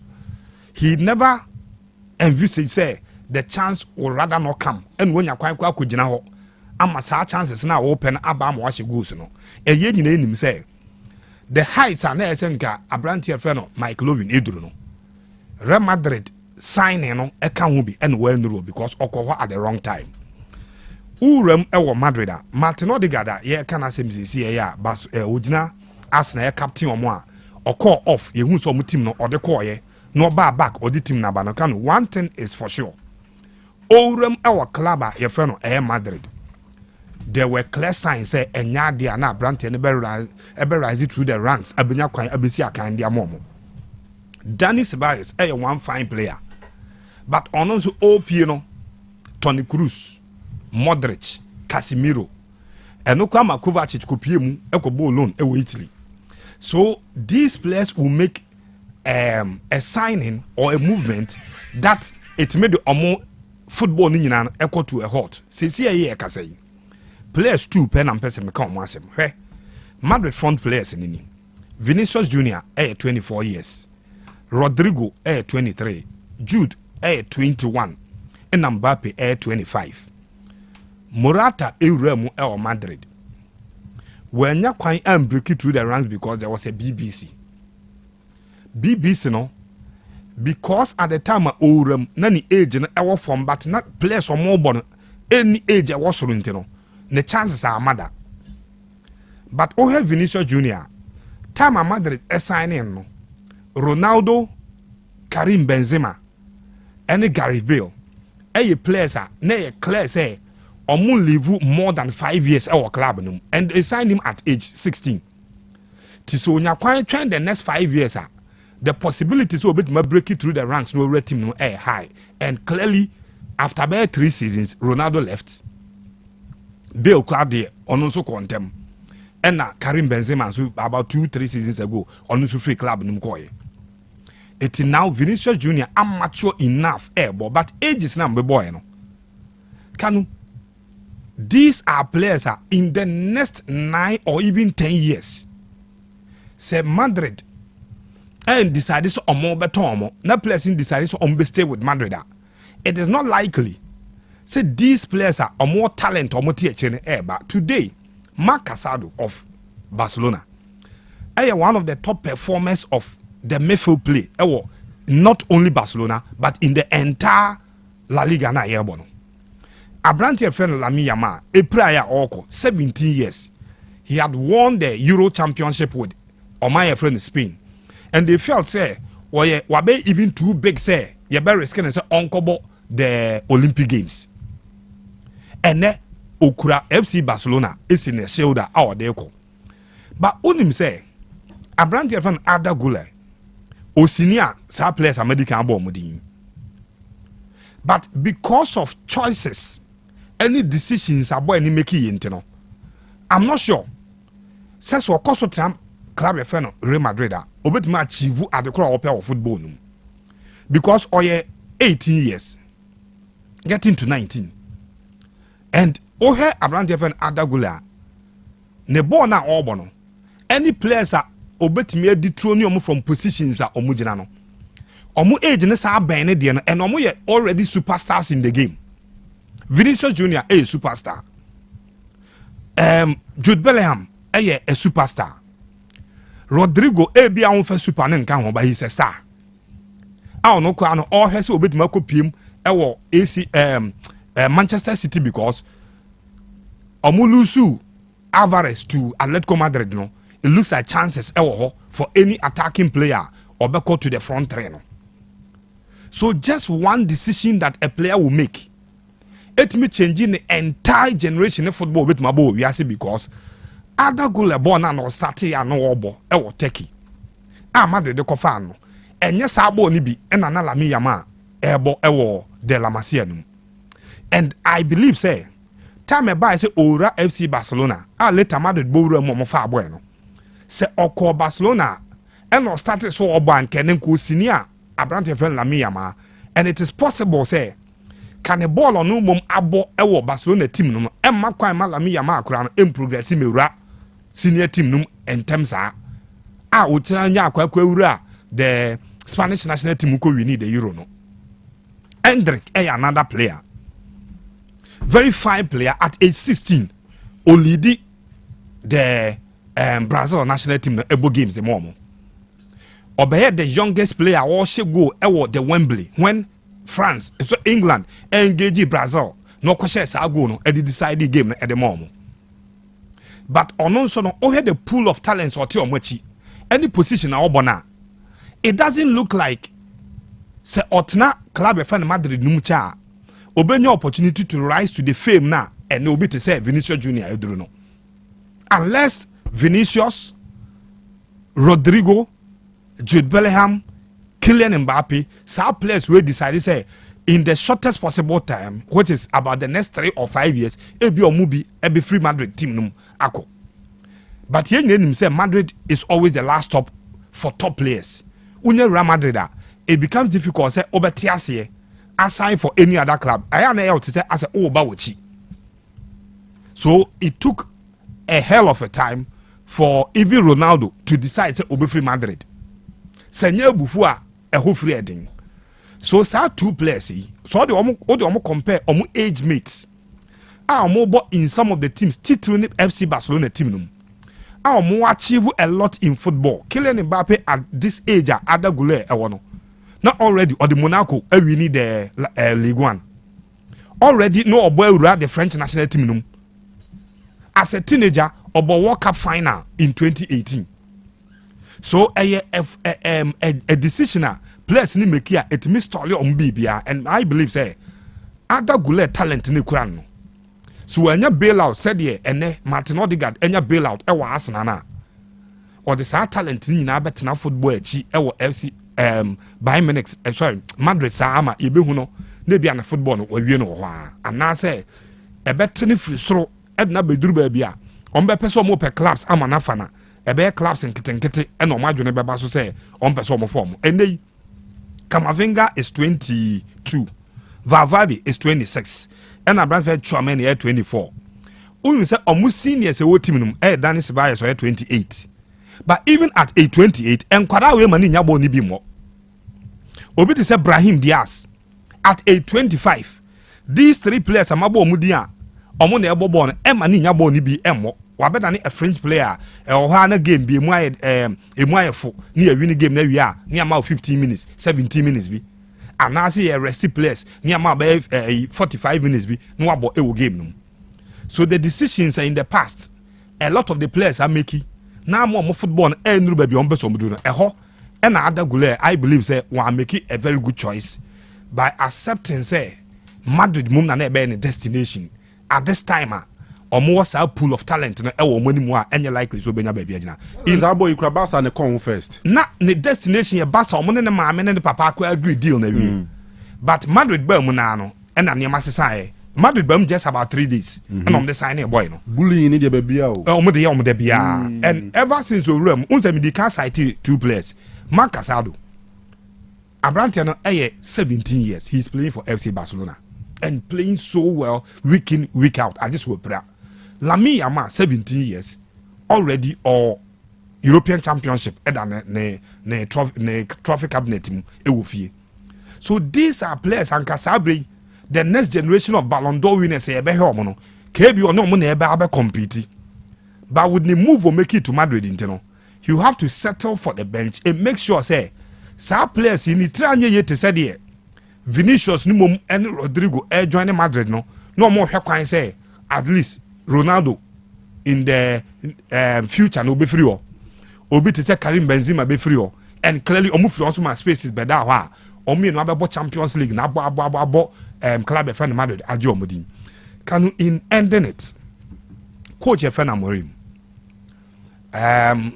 I'm not concerned about the scoreline onya you know but I'm concerned about the speech after the game no. Clearly who said this is a manager he really knows what he want to do in his post match who said share numbers now say me lose count there we're using 19 different players in the 3 games now abono 19 different players in 3 games and in the post match I say the space between the 3 games no na too short for him obo weekend baako na bebo Thursday Europa League na sebo Sunday 2 he doesn't want to use videos of old games that players be able to assess them say the player no the potential no ɛna ɔmpɛ sɛ ɔsan the system a ɛnyɛ ɔno ne deɛ na obi boy a wɛntuma survive no ɛbɛ asɛse ne sɛ oh player wei deɛ ne ball no ɛm sɛ deɛ obɛtuma bɔ ani to ɔpɛ sɛ ɔma every player wabɛto no Manchester United an opportunity no assess no ahwɛ how the player will fit into his team. This is a manager clearly can also or a design plan for the players. It won't go video no one share Ahmad no can say oh Ahmad wo hear ni game and no about under coach e friend no papa e friend no Eric Ten Hag do bet me aba na ehu ye no onko he Anthony no onka the same thing emfa no ho onko he Malasia no onka the same thing but esa obo in his system no no he say eye de onim bo ano no anasa system na wo bo mu no na enyi obo na nka say di armor after the game and his post match ombusan say as a bench no so ono obegina ho a oye antis bi na so oni players ne kata no say no ade na oye no enye for the cameras or supporting the players no from the bench and or motivate you from the bench it nyati say aso aba obeso oye bibi no nya the attention of the media as ogina ono o coach we say coaches ni betisa oba begina ye anti oboa onka hwe no oto ne nsa no o kire bibi but clearly he want to charge the players from the bench to make sure say they will not forget their duties while signing more pitch and so. And very fascinating to see say the youngest coach in recent times over Manchester United on what this mentality and idea say let's give equal opportunities to the players and we are back two as a manager.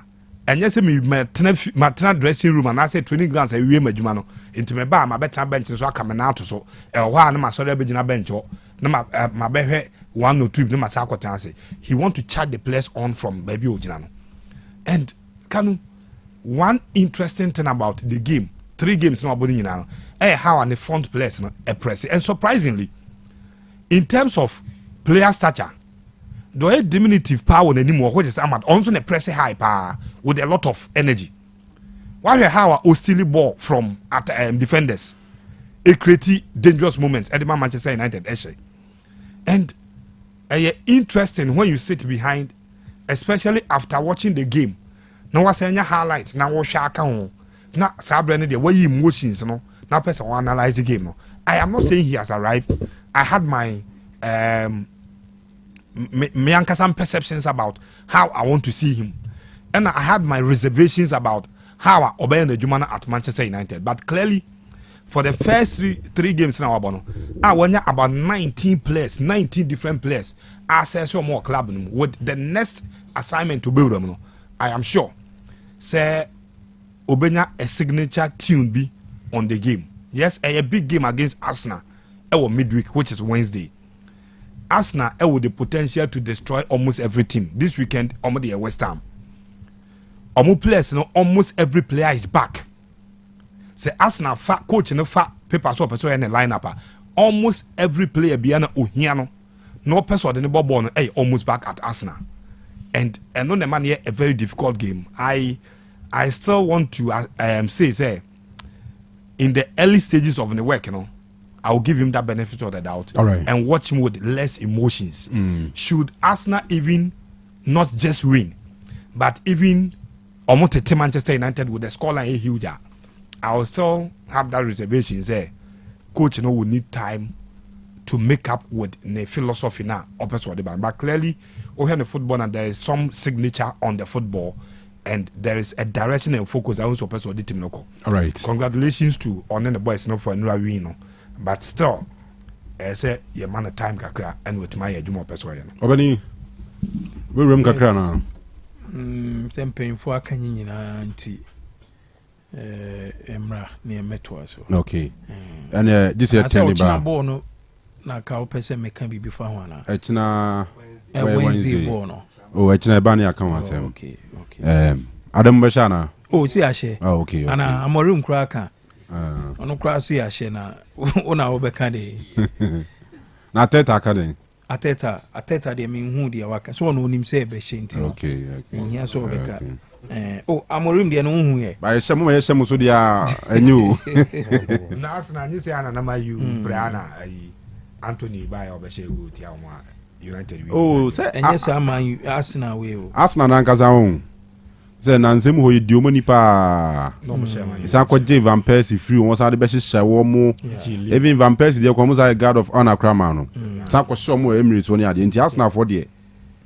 Anka enu rivalry in the Alex Ferguson as Wenger ko en nka rivalry die off. But he diomoni to us be 4 or 5 years. Bibi Mourinho kra be di diomoni ko hye wo mo Emirates woni ade. Nti ye ba from no mu pija kakra no. Tell you almost spare cry. Almost spare cry. That's the last season is home and away. Yeah. This season so there. Mon fan so my age. Is the mon am boss. But Wednesday so best thing we faced by far. Of course, yeah. The last game yesterday was really tough. Everything now is a test without so much minutes to train. Trying to manage minutes for players. Some players have to be off after 60 or 70 minutes. Everything is a test. Arsenal are at a different point in their team. Okay. We are seven. Licha ni kobi menu no mo so hard drink akra. As a mass Arsenal the advantage. When you for testing microphone no. The Amorim me kaidi. Testing the microphone for radio. Amorim se bebre. Brewe pa na Amorim kadi Nyankopom ye mrese ya forever. But who share ni dia. Even though he's won 2 games and one draw back, but on you okay. Onye satisfied. But okay. Okay, I say results na eba ni nyina no. I say sometimes I say nye coaching. What does it? Was in your coaching like one new manager bounce, any players will be up as or 17 in position, you'll be able to prove your point. And I'm holding our boys in the bubble beyond tactics. As we understand, no, I say, and then the tactics near my ear bubble na ear bono. And the one here you get carried away. So what is here? As Rashford must say, I'm the per contract as here. Sign we coach cast will train one from pen one no. And yeah, this is coach Kujaro. Clearly, baby, you players need be what try man we test now. Bibri unqualified. You say Bibri be fail. Just say be your money or more pa. Yeah. About when you coach Fatani Mum, coach Juman there, we did not touchline hold ya. Touchline hold ya. Oh. Europeans they like my coach no cry kono keke no crane say yeah no they try touchline yeah can you wash us now in advance because I tete you na Morin jina wa hu say o ba hu say Morin hu twa ne rubber hair no otimi jidem kama o kai Morino ni as ne Wenger men ko force Morino nim dressing Wenger nyini ba o body suit ni ade team ni tie na Morino bi dress yi time Morino. Oh, but sometimes no say Wenger jacket ni bi no she. O je say we di. Morino so be suit ni na no she. Team the tie na, how do you say old man? Morino be white shirt be so. Yeah, no work commit match throw ni kaboka bi pa ro na bench. Oh, I say na no me am coach. Samatex. O she chena no ateni anu na kwetri. Na raba no mo maso. I don't go ataje enne ya te denne ataje enne ya te da don't go ginger yenu mate wine ginger yenu mate wine ojam tie atadwe ni ginger ya combine dia ye adonko atadwe ginger no ene ma no de bonyum sa no na say edisi o de tonum efi say adonko atadwe ginger no eyensa adonko bitters limited for na na adonko atadwe ginger yi akowole wom no ewo fom enti obi etimi nom chi opemfo ene obi a onyamro emfiedu nwotwe wonum a wadi emfiedu nwotwe en abefo nso ebenum sebi nyansem na ewo drinking sport bia mu we die ma ye ni mari nyina hwimom se I don't go ataje enne ya te denne ataje I don't go ginger yenu mate wine I don't go FDA ahwehwe adwadie nkrato yi mu agiatum mema etiefo nyina kwa aba ba Amuzu Beverages Enterprise na me din di Dr. Amuzu a Ghana fo nyina frame the Pennies Doctor me na me CEO ayo da adwumako ya no na de insebia be fe na Amuzu Bitters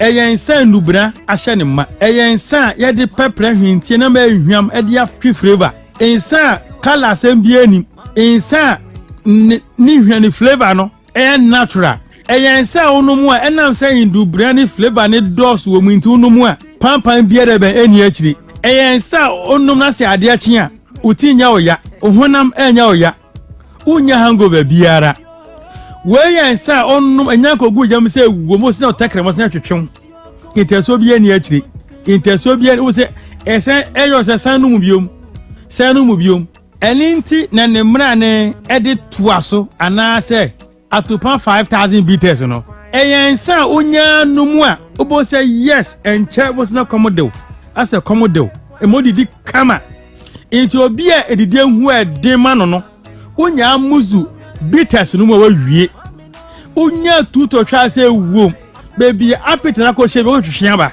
amuzu bitters on twa bia na odidi a eyam aduane ne kama ma de akyi a umre odua so utra so sɛ ba sɛ yo ayamtim bia ni akyire into obi a constipation pa ne hawa ayamtim hawa insa ohia eya amuzu bitters amuzu bitters tot bako atopa bebre amuzu bitters tot bako atopa bebre bitters bako pese ya o atopa se bebre we yansa no mu a ekenya honhom ma sabi be ma e ma oti wade ngasa ade awoso ne ho sakwanya bana se France wa e mate he watinka go she akire ubebom wa se otumpa 5000 mai when bitters a onu mu a yes unso ye be ma e ma confidence e basoro e ma kenya honhom ma de bia no utimi ye enye nsa kafra ehu edene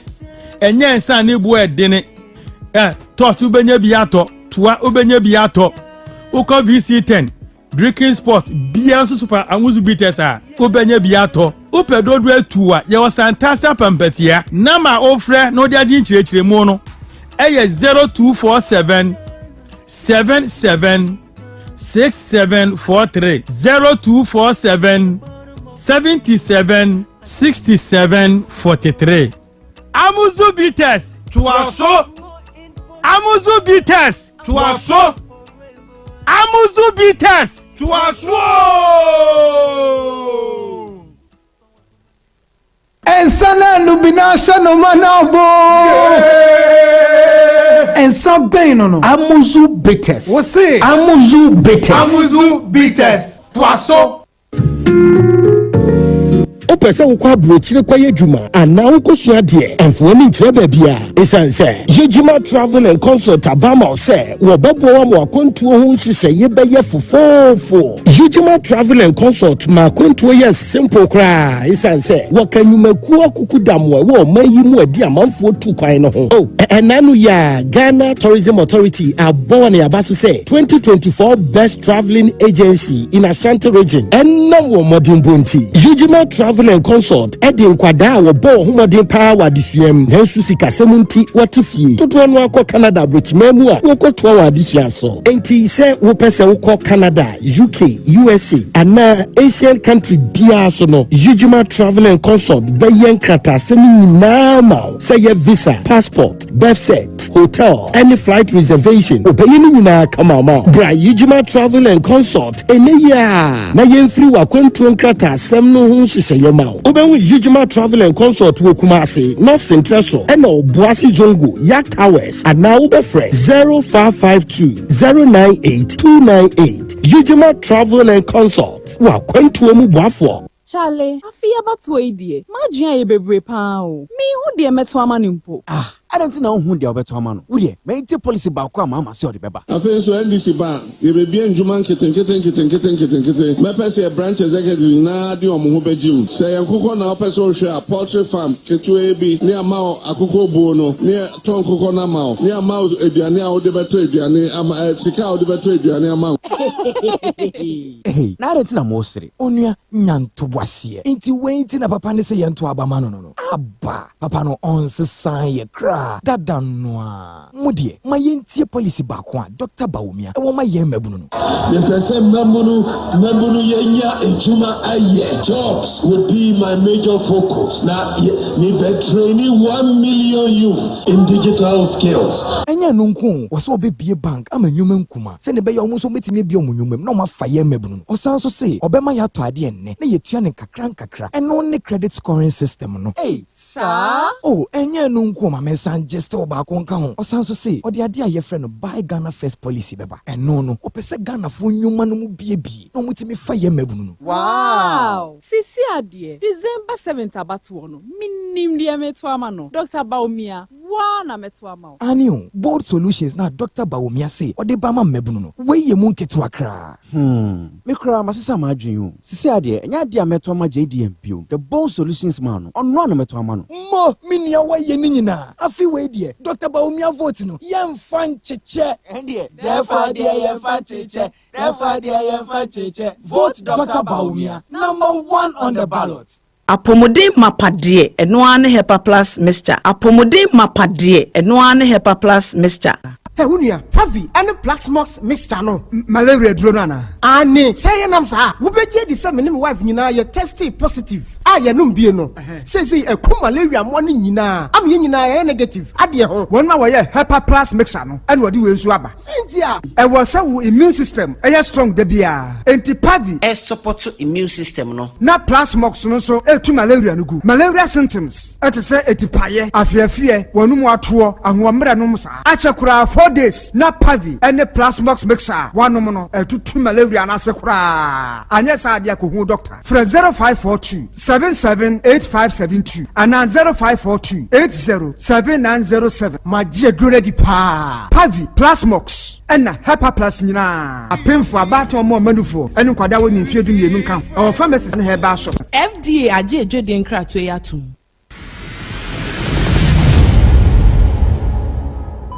Modie kumas anke disika koko be ye form ha nyina kumas nyina se on beka se ye nyehwe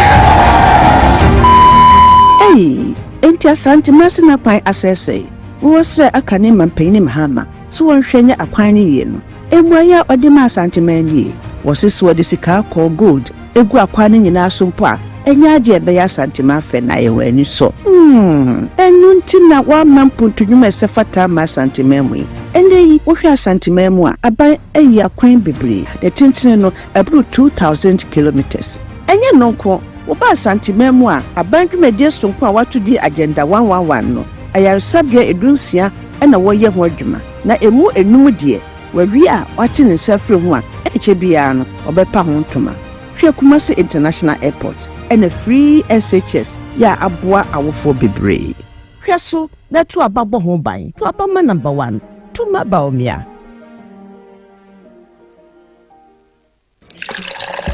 Premuna nyato emredru so benya Venom mineral water no oye no ultra modern factory e wo Kumasi heya Venom mineral water share love a pure refreshing taste Ensana lubinasha no manabo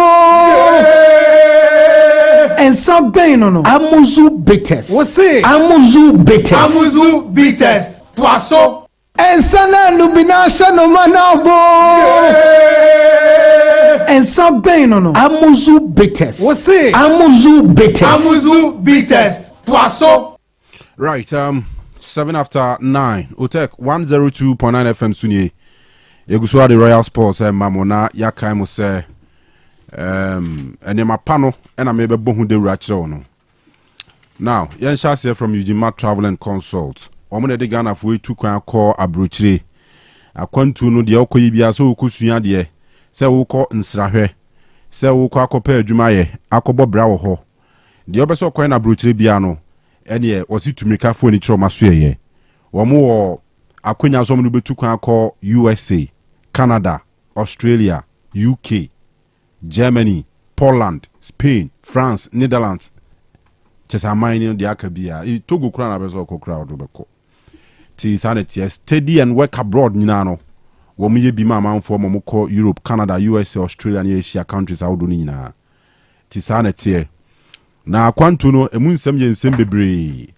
Unso bi akwa could do UK no twa pictures ya send it and our post to now hwebi or a video now hwebi a what the busan processes of firm nya better akwantu die usu betu kwan plane akwantu pa in particular oba fru plane pa akwa brochire a Jack adwuma no so adwuma no nyina yujimat force bra o meboa no metuma ni nyina ama enti visa application assistance, visa acquisition, visa supporting documents, flight reservation, travel itinerary, hotel reservation, passport, any birth set na person oye.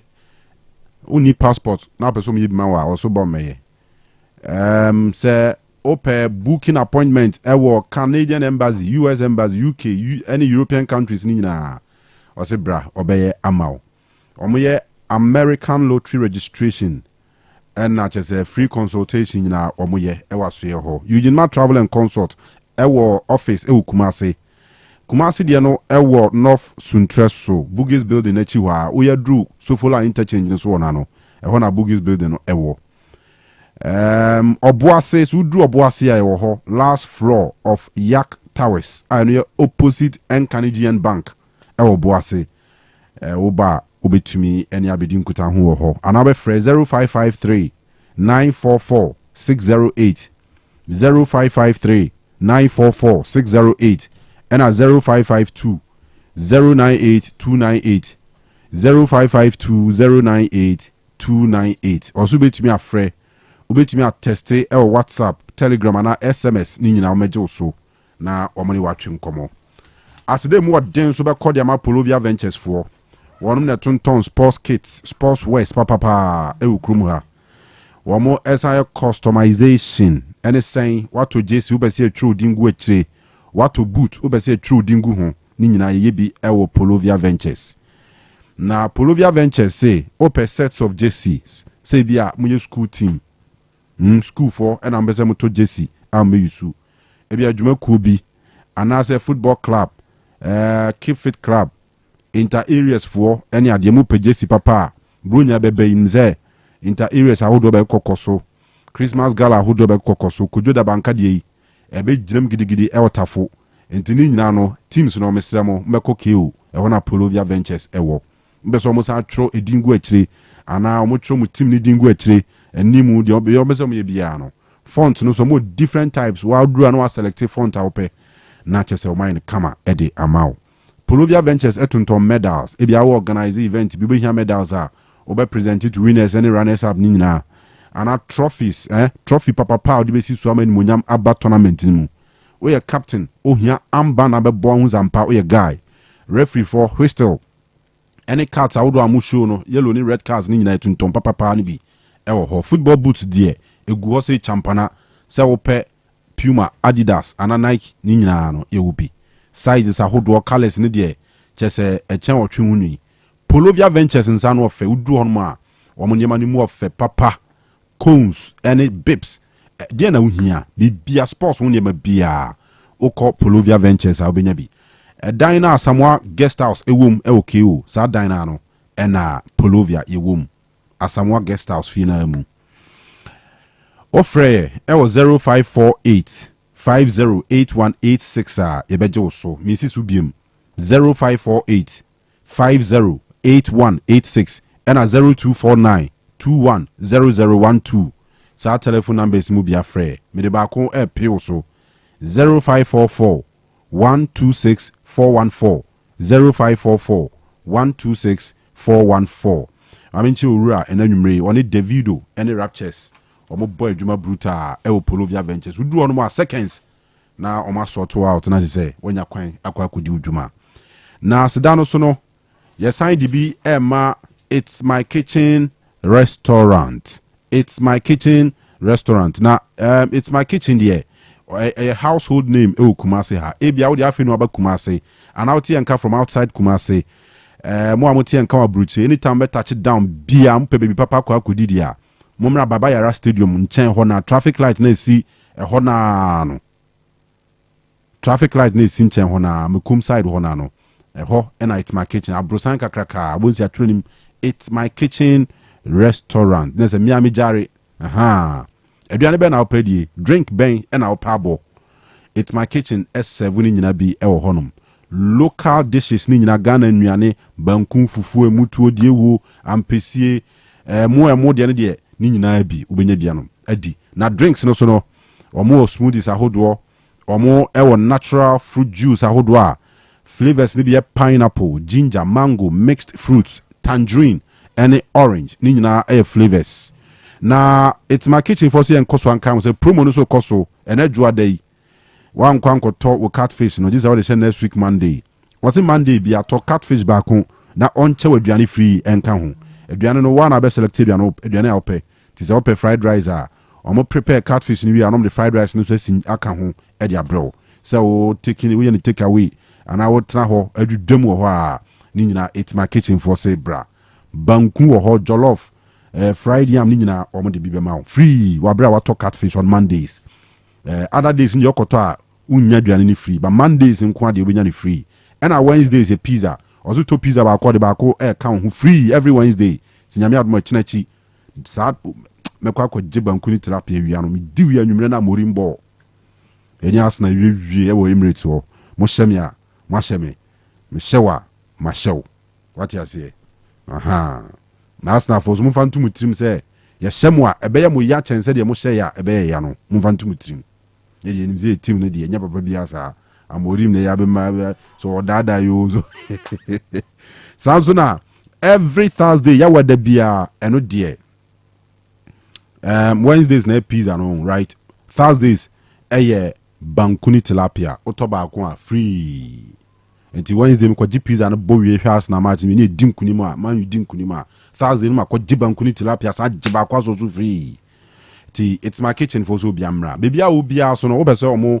e deliver aduane ma so omo ye omo riders are omo to me the seconds edru locations is here until they free omo 0265 707070 70 miensa obo 0265 new year now the 70 miensa asoso eno ano ofra It's My Kitchen for beje so and as no so I busier no afre 024 886 5046 024 886 5046 and yeah It's My Kitchen restaurant yen kodi do abapa mall bronya ebei o ye shopping out be di bronya enkwada nta de o mehye o mo mpabo ahodo o mehye de di bronya zizi kura was adun gam se bi ni hobim se bronya tade ne ade but still ano amanfo bi address yen de abekwa sorry so what you say aha nti so man kura no ho ye fe okwa abapa mall abeton tade papa so mo mpabo papa o mo watches ne perfumes ahodo ad begugu ankasa wo penyine ho na so ho ehwam ya tuntum bi wo ho na abapa mall eba no home appliances a papa ni nyina ne de ne border form e ho na benya original ones o misrel kroma me catch o ze o to ade na hwedi ni ye pa necessary original no kwabrani akwa fake one edidi no access bi Samsung no wenso ono no aye ne de no Samsung you no aye ni A so what you say aha Panasonic bonso mo no mo de e bia kwose o nachi na ne Panasonic unhu da this odru fie eno nya duro what has obi anya wadru Samsung omutimi ye ne Samsudin Sony Sony SONY and original one original one no now do Dr. Menza which man are Sony different better 30 your SONNY SONI no more SUNY just say me confuse you sir Samsung de no hu da so I be Samsudin so Nike go be go to Nika aha Nike Nika NIKA unhuda this would do fie and also goose sold are not returnable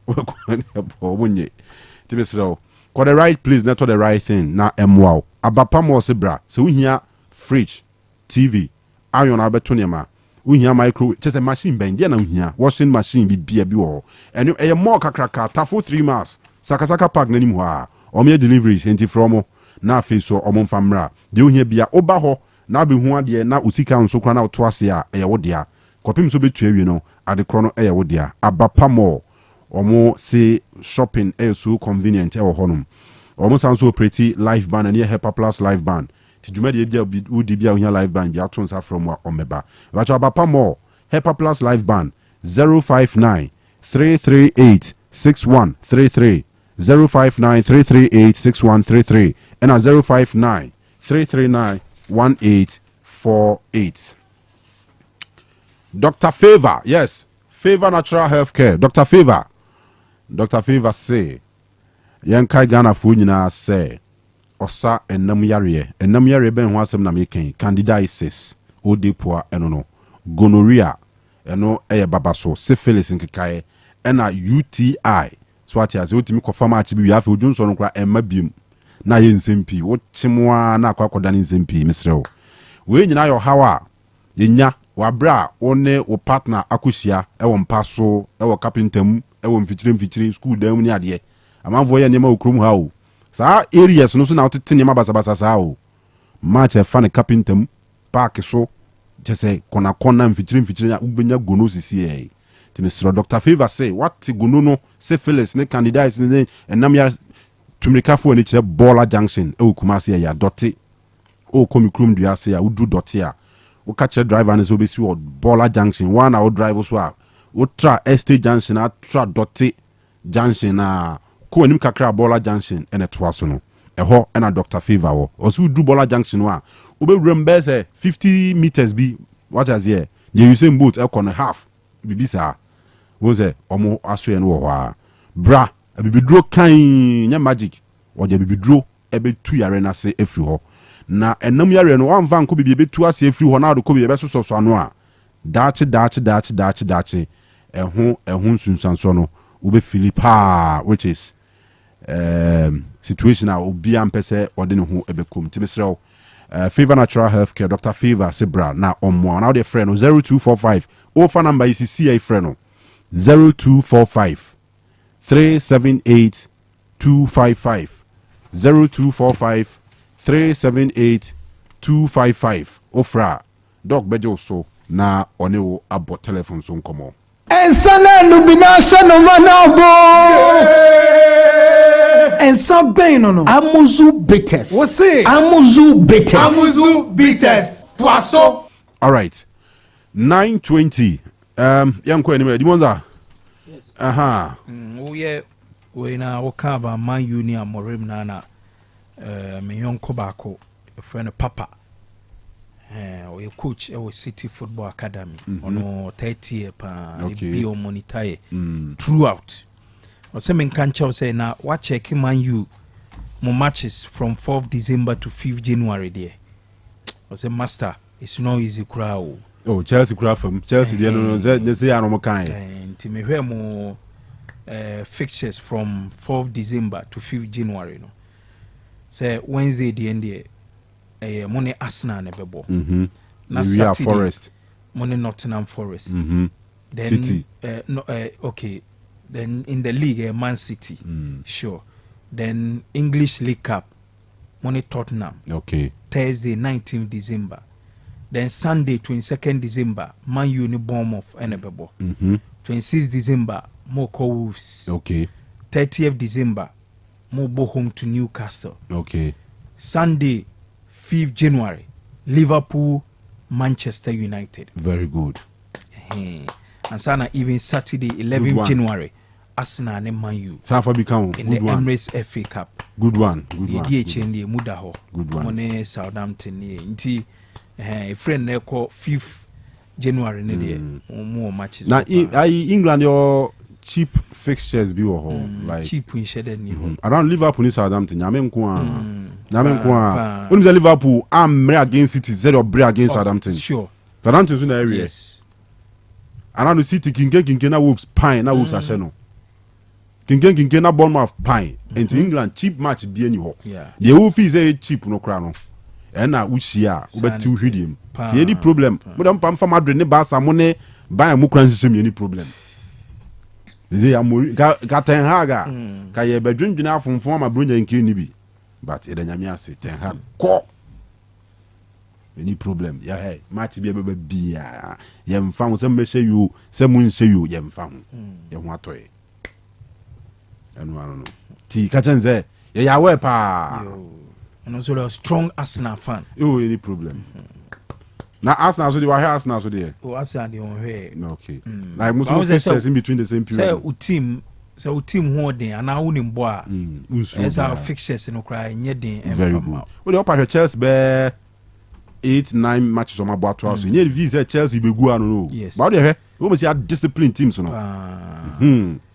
Aston Villa, pa no abon 3. Brighton, pa no abon 4. We pa no abon pa. Liverpool pe.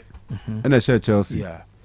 So ti NDA ya na ye kan kwa. Utimi ya we mu na winsu. Team na asa nyenti na mpese mu di we hunu Chelsea. City. No, me can the last bare 9 matches. Say City the match they won. Okay, yeah, we can matches at Chelsea. But the last, we check Chelsea last bare 9-10 matches. Na difficult to ipa. Mama film. Actually, Chelsea be fine. Ndi any. Yeah, found. Me say we don't pam from Madrid matches se mukura. Can Chelsea na nkai so it be compete for the title. What you say? Okay, Arsenal den so open na. Oh, Bobo. Open Arsenal there. Arsenal and Man U Wednesday. Then Sunday Arsenal and Fulham or Craven Cottage. And then yes, in the I think Champions League Arsenal and Monaco bebo. Very difficult game. Difficult. Yes. Hey, Monaco is one of the most informed teams in Europe. Yo. Now Arsenal they are out form. Oshe Barcelona mpo. Yo. Oshe Barca na Madrid. Oshe Barcelona. Okay. Okay, Barca Barca. Yeah. Arsenal ne Everton bebo. Saturday December 14 Emirates. Everton actually for the Arsenal actually 10. Yes, Arsenal ne Crystal Palace or the Carabao Cup. Okay. December 18. Obowia the next league game against Crystal Palace or Selhurst Park. Okay. Yes. Move on back to back. Back to back. Okay. And sana Arsenal and Ipswich Town or Emirates Stadium. Born we are Brentford. Near called Brentford. Yes. Yeah, Brentford but we are near Brighton. Emudaho. And sana Wednesday January 15. Yeah, Tottenham. Abo. Okay. Emudaho. Oh yeah. So we say team yeah, match back City na Tottenham back to back. Sir, Ebina Ruud van Nistelrooy nya Leicester wo bo coach ne permanent agent aduma kan no. Onya 2 times be or born 5-2 back or born training as say back bi. Owie no ya pam coach na fa na aduma. That we are sitting here. All right. The ones that yen shall say with the FA Cup games of course the result no ha fatus na mama manfo hu ha wa nyema si koye weekend yi ewo FA Cup ni mo Ghana has a good win, very big win against Ghana Immigration for I'm happy say gradually yen security for no almost back into football because military for so team bi watakrade so therefore team watakrade mo second division. Yeah, mini pabi kura military guy won kura Bobby. Bafo, yeah. Or Bobby. And a police and so team our second division wa kra. Okay. And almost our ma Premier League team, police. Police ladies. My team also. Is immigration for no so unza o ma be mo man say. And no FA Cup against us. So gradually kakran was a soldier for kra mo games go Nigeria. West African military soldier for games no. Yeah.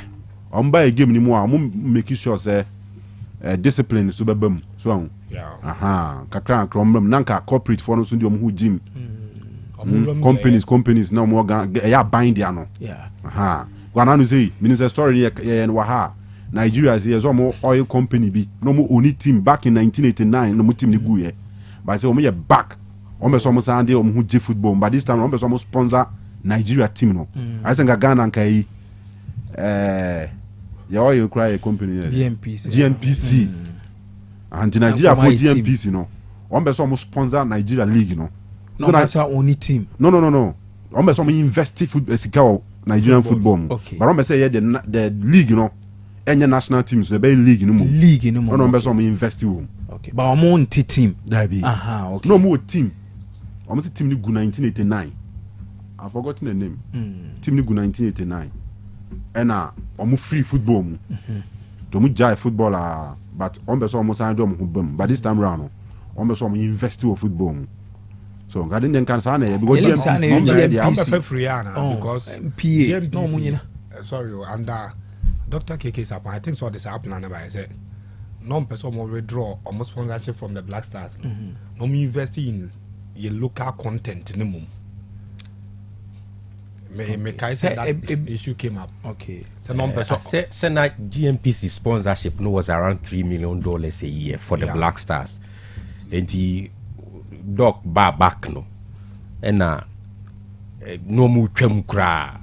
Around that time, now Honorable Isaac Esiama na sports minister, so he had to go and step in to intervene. To mdi komana no me say omo teso every 3 million they are somewhere around 1.5. But enumpo no ni nyina nko Black Stars. They have to ensure say other sporting disciplines no.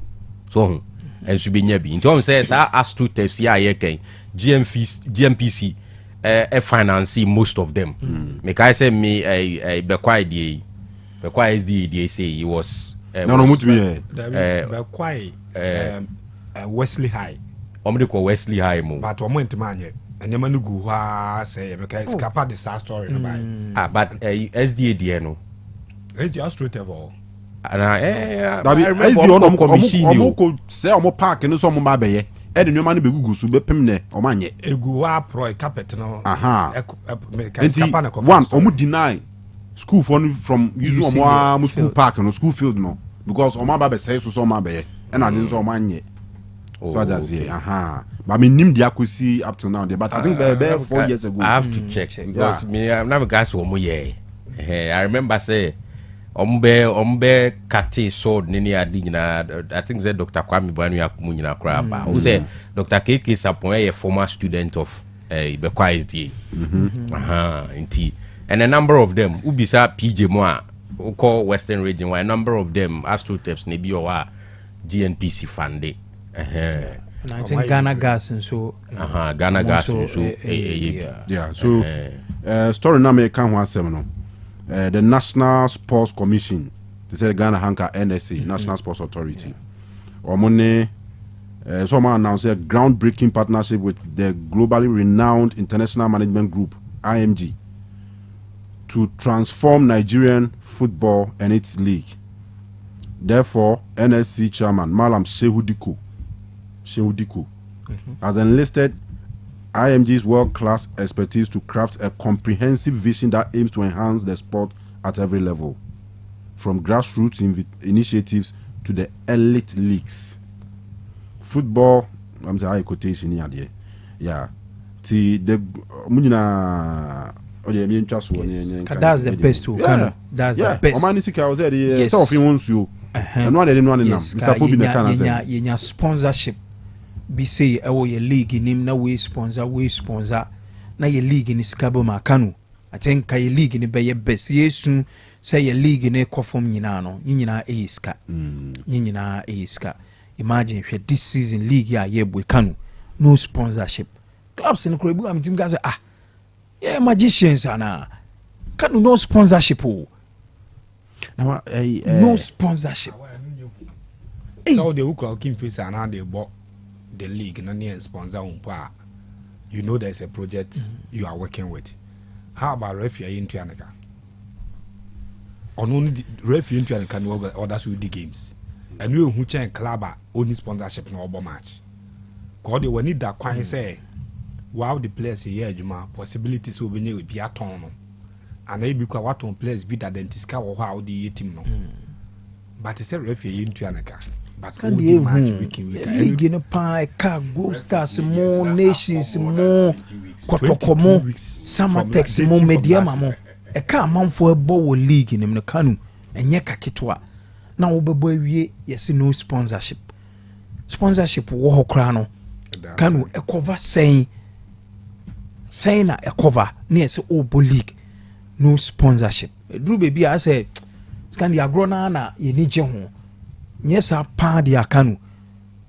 Ka elsewhere, a bed didn't say Yebo League, now sponsorship in Niho by still clubs in the airborne.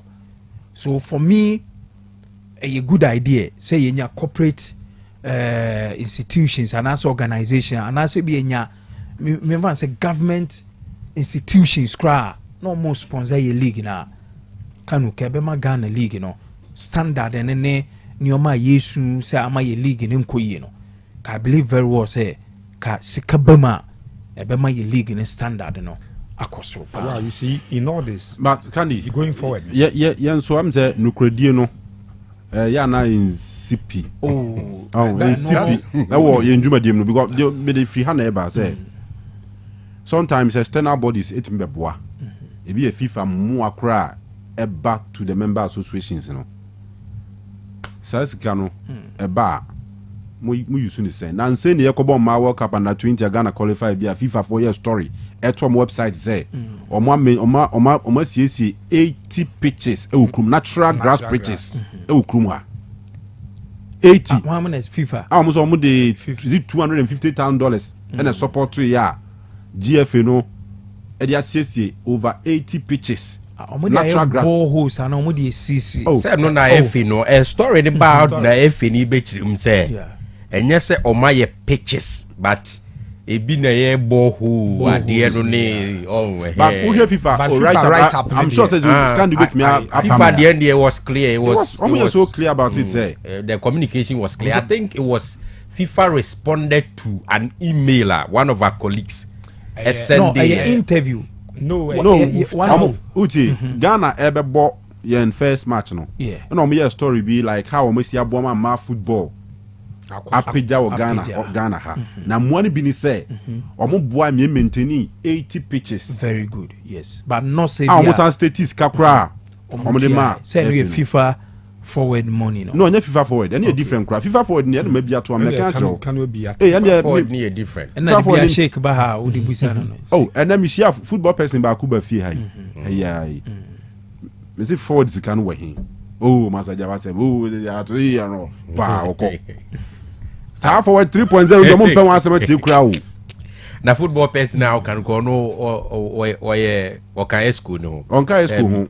Okay. On ka school ho. But we're close to the FA president. Yes, I know. What you say?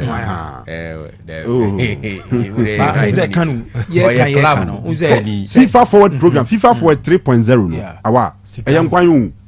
We are talking of Sika close to $10 million. And the money. Use from 2023, I think to 2026. And the man can when the money yeah say the football association would decide say. Members no a challenged when it comes to transportation. Ti yenko pe buses mero ni ebe kwa kofa buses and condition enye. Sikano from we mubia now you say size we have been on the buy brand new and free bottom. So I say FIFA forward rather like the organization as a whole is continually evolving to meet the needs of its member associations as well as those of wider society. The latest 4-year cycle will see. Okay, so 4-year cycle. This will be FIFA nibi tremasi. Say every year. And I say and I would just have 4 years. What does it say? I say the latest 4-year cycle will see column. There's a point in one. Up to $5 million for each member association to cover its operational cost in relation to football activities. The $5 million for operational cost. Yes. In a cycle of 4 years. 4 years. So I want to know whether I say every year be a $5 million and I say $5 million for that. FIFA forward, I know say every year. A year. FIFA forward need comes every year. 5 million every year. 4 years, $20 million. Because you cheap pencils can never $400,000. I say I know FIFA go projects can. And also no money see pram see pram. Oh, and then I can fan cheni but at least. That's can then can say but we would end there. Nyan cheap pencil FIFA or how we bien see what that. What just say? $5 million on member association bia obia benyabi Sierra Leone FA, Togo FA, Ghana FA, Nigeria FA. Oka FIFA nko a obia $5 million for operational cost. Operational cost be then. Say be no money to staff neka bia any stationery nyoma dey run the association. And here $5 million. Then 2 3 million US dollars once on the account. $3 million US for each member association to execute well-planned specific football projects that contribute to the achievement of long-term football development objectives. Any idea they want to call Win Congo? Ekusi Astro TV or not for Win Congo. It's okay. Aha. Jeff, some from BBB is an academy something. Win Congo na ket the two on one hono. Win Congo no. That $3 million no. And I'm going to Congo no. What is it? And I say for member associations that are identified as needing the most assistance, up to $1.2 million to cover the cost of travel and accommodation for their national teams as well as football equipment.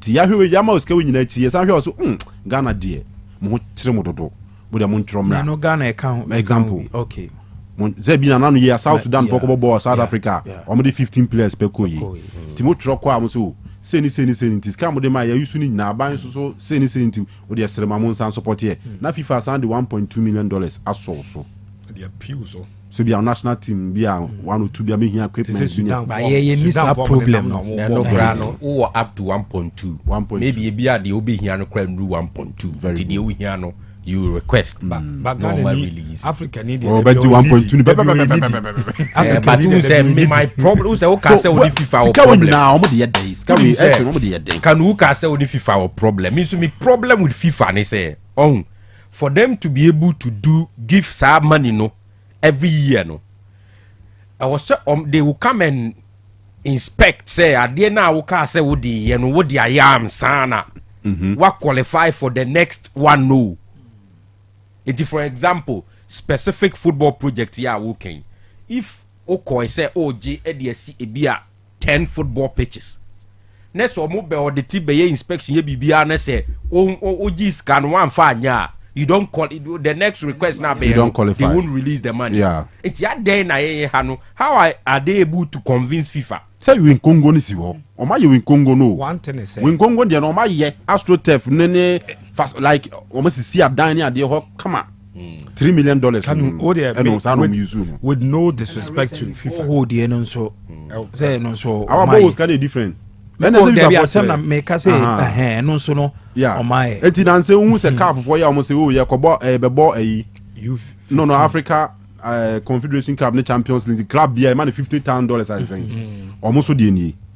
Or say 60 million for each confederation to develop, promote and organize football within the regions of its member associations. Ti CAF enya 60 wa pocket.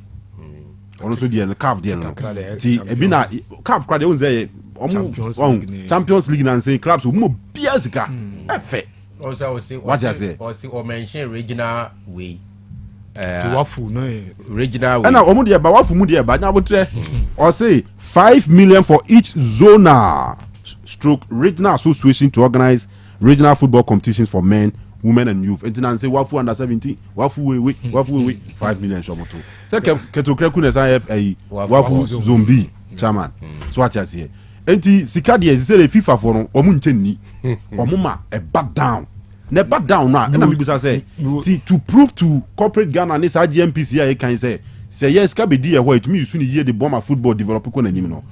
How will you be able to convince corporate you say oh FIFA from my sika say no yet me we and one say sadi ya wo kai Kanu you by internet what me access say information we na wo kan o and tis our corporate bodies when you go to them some of them are privy to some information to check say you are able to access this amount of money every year and I mean who bibia odi ya then what is the need for me to even come on board? And omudia campaign promises no. Yeah na Congress you better division you better basis. You better boss amamo. You be simple. Kanu two things to say. Simple.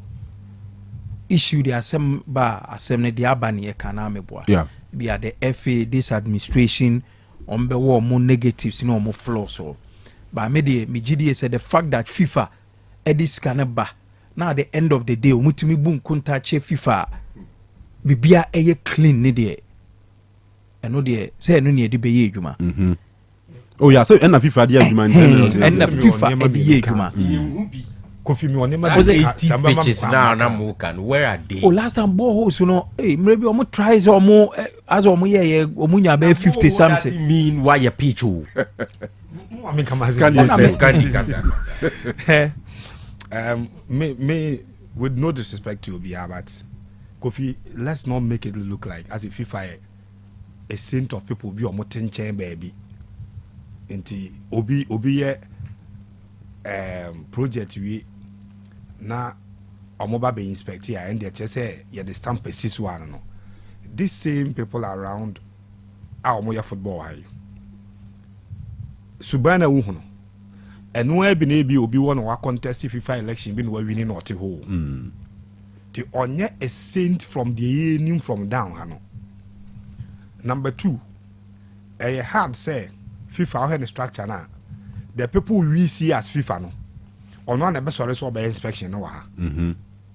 But what I say? Yeah. FIFA no with a organogram no. It may you be say West African region no or share inspection of projects my. Eh nim said the almost no. FIFA Go project no. Ne Kabla this Blay. man Kabla yes me refini you know. Blay. Yes, Blay. No about West Africa ha. FIFA Go project in na ono na eba na waba be inspect ama FIFA. So nipa ninya the report no FIFA. Nipa I say the enim say FIFA na ye headquarters ono. Any Infantino ne nko form te ono. Any ye fan so me FIFA for. But FIFA sub region na wa no. Obi a Ghana ka say aye 80 pitches no. Ni a friend say kohemai. Oba bi a cha na pitches no be mienu miensa enan ebedu du eko du mienu no. Na ebia wo bra na esumu ba. Ni a che o ene e say kwa hwe transport system na kwani bi nye to the home pictures kura ni. If that person accepts it, just say FIFA jet to me. Yeah. Inti ebeba say FIFA accepts the projects and have been done. For instance, we use an example.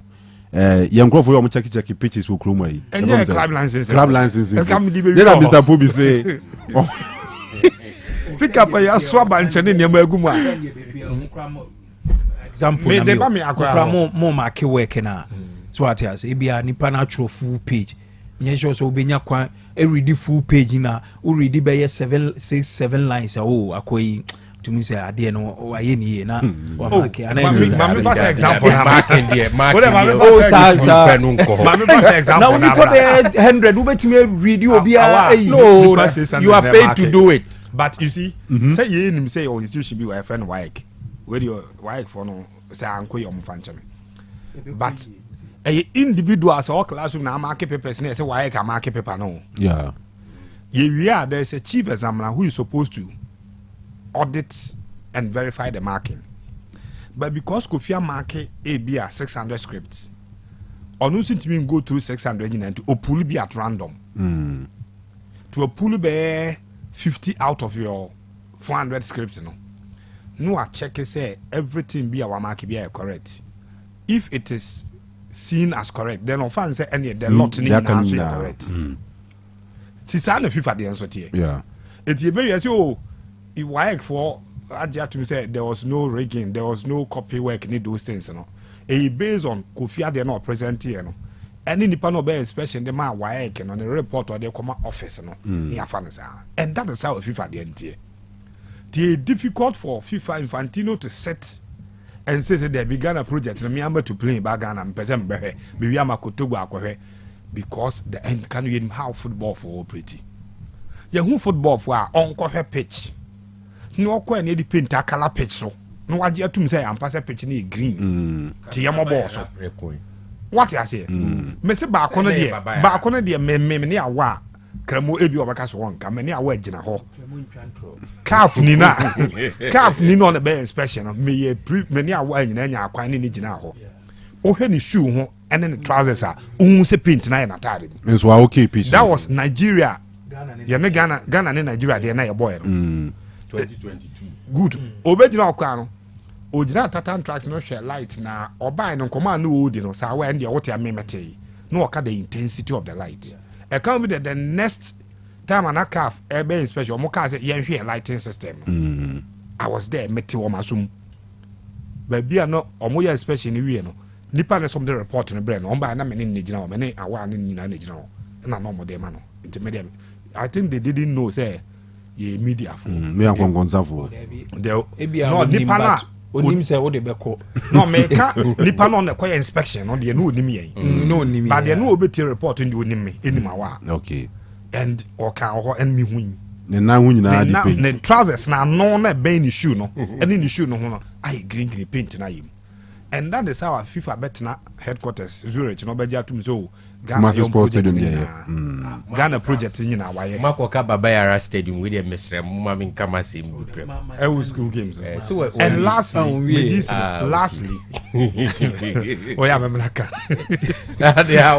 our best Scandinavia na yaba ana Kanu last baba be ka ball no yeah ka corporate asemi hwe the last 2 and 4 cases you who Ghana no should tell us says will be a serious and want to do the football no person in a year enough so be better na ase we nyesa okwe case study bia e ho hodada pick a club like Baby and Go Stars, pick Samatex, pick Abia Dr. Kwame Nations, and then Mamifa Media Mancao. Sa clubs in me and so you Kotokone has square frame. Share Samatex project no resource e de buy. She Go Stars you know resource e de ba. She Nations you know resource na her Samatex Media you know.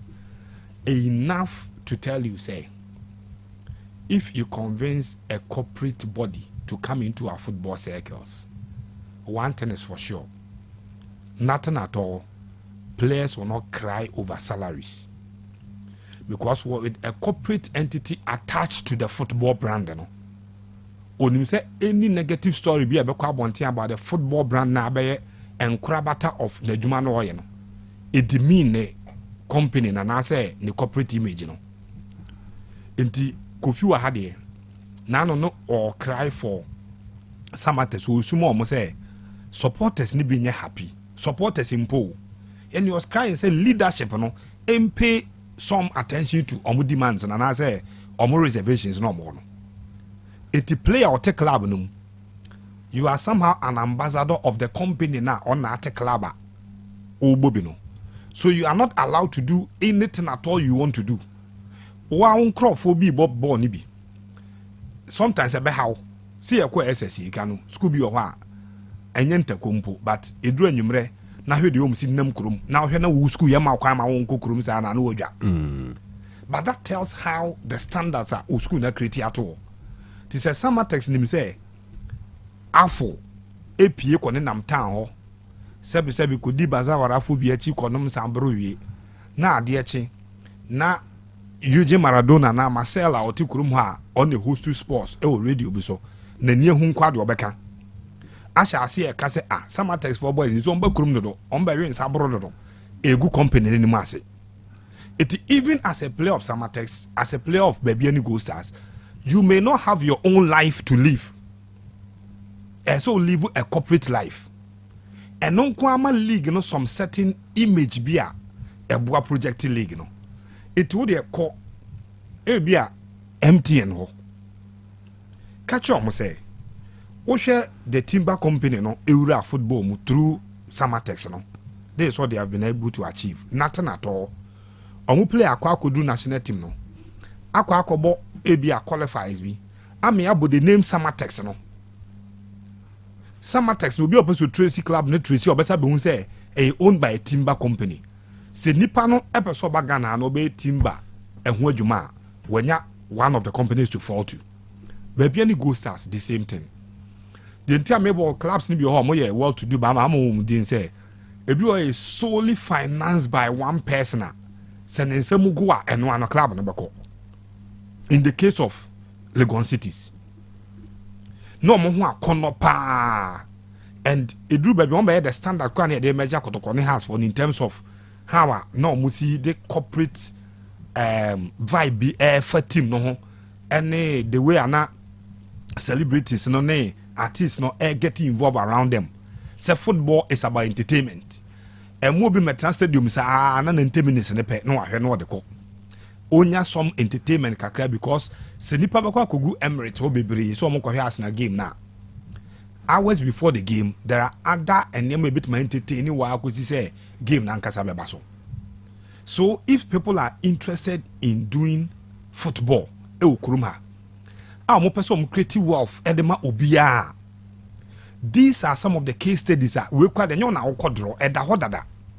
Pick it up, go to corporate institutions, appeal to their conscience because omu bebre no e pese omu use omu social responsibilities no e di create sa animan de to onum for people around omu club no to enjoy and so around omu locality no to enjoy the value na omu no. But ye ja football no sa and the sad thing the woman say you create a cartel where even if you call mo but more you ready to come to the football now. The way you see scheme of football no as happen mo so more mama me so what me point na say. Oh yeah. The way I see a scheme of football no said that say you kwa enko corporate for no na corporate entity ni mom nya interest so be football ni bia ni aside the yen environment no pam no say more ma because we will not let you survive it. And you so many times in our football a sad a disheartening say and kofu kures kapes on your football no. Now sometimes the football environment no in quote is toxic and the man here answer kofu you've lived in corporate world before takra de takwa kumasi and this environment no where obia oye into corporate settings biano on standards and on how you see the structures a year juma oben de no say net structures na year juma by individuals na year juma he dare not come on ma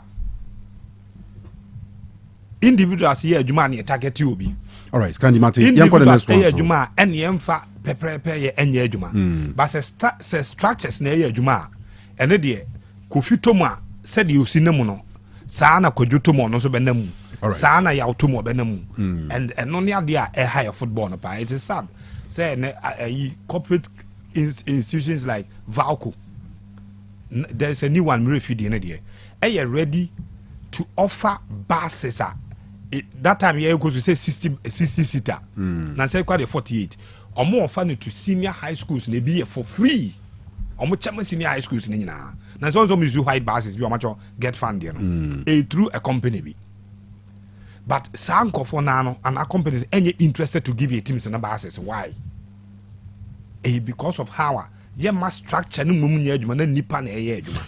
All right 5 more minutes na yeah Adonko bitters any Adonko ataju ginger na afia Adonko 123 we nyina alcoholic beverages are kutem but the attendant say sa drinks me insane aboa wo akwanya sa bebre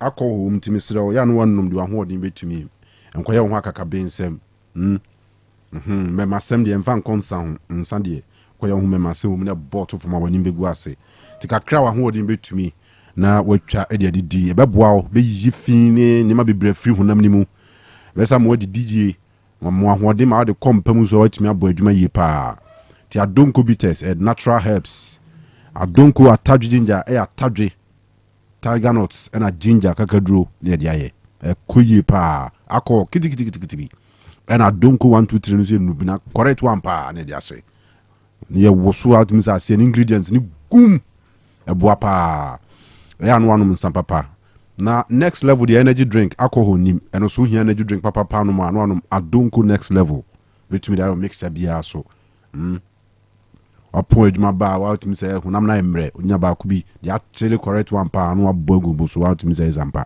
ade be che ho den ti besro yem products nya na sport any pub bia obenya bi ato na wo dey check how far ma menchia Monique ai Daban new site anopa bia o the voice note banya support so na o pretty sport e ho the came side ho na ba bi aha onu kwa de bia o time invite as emre ona say zunzum pe na hunam emre But be a show to Oh, and Monique, yeah. Or sometimes not me randomly bed mamuha. Do what me plantain chips, but no little is too small. No crap. Because I don't know. No little is too small.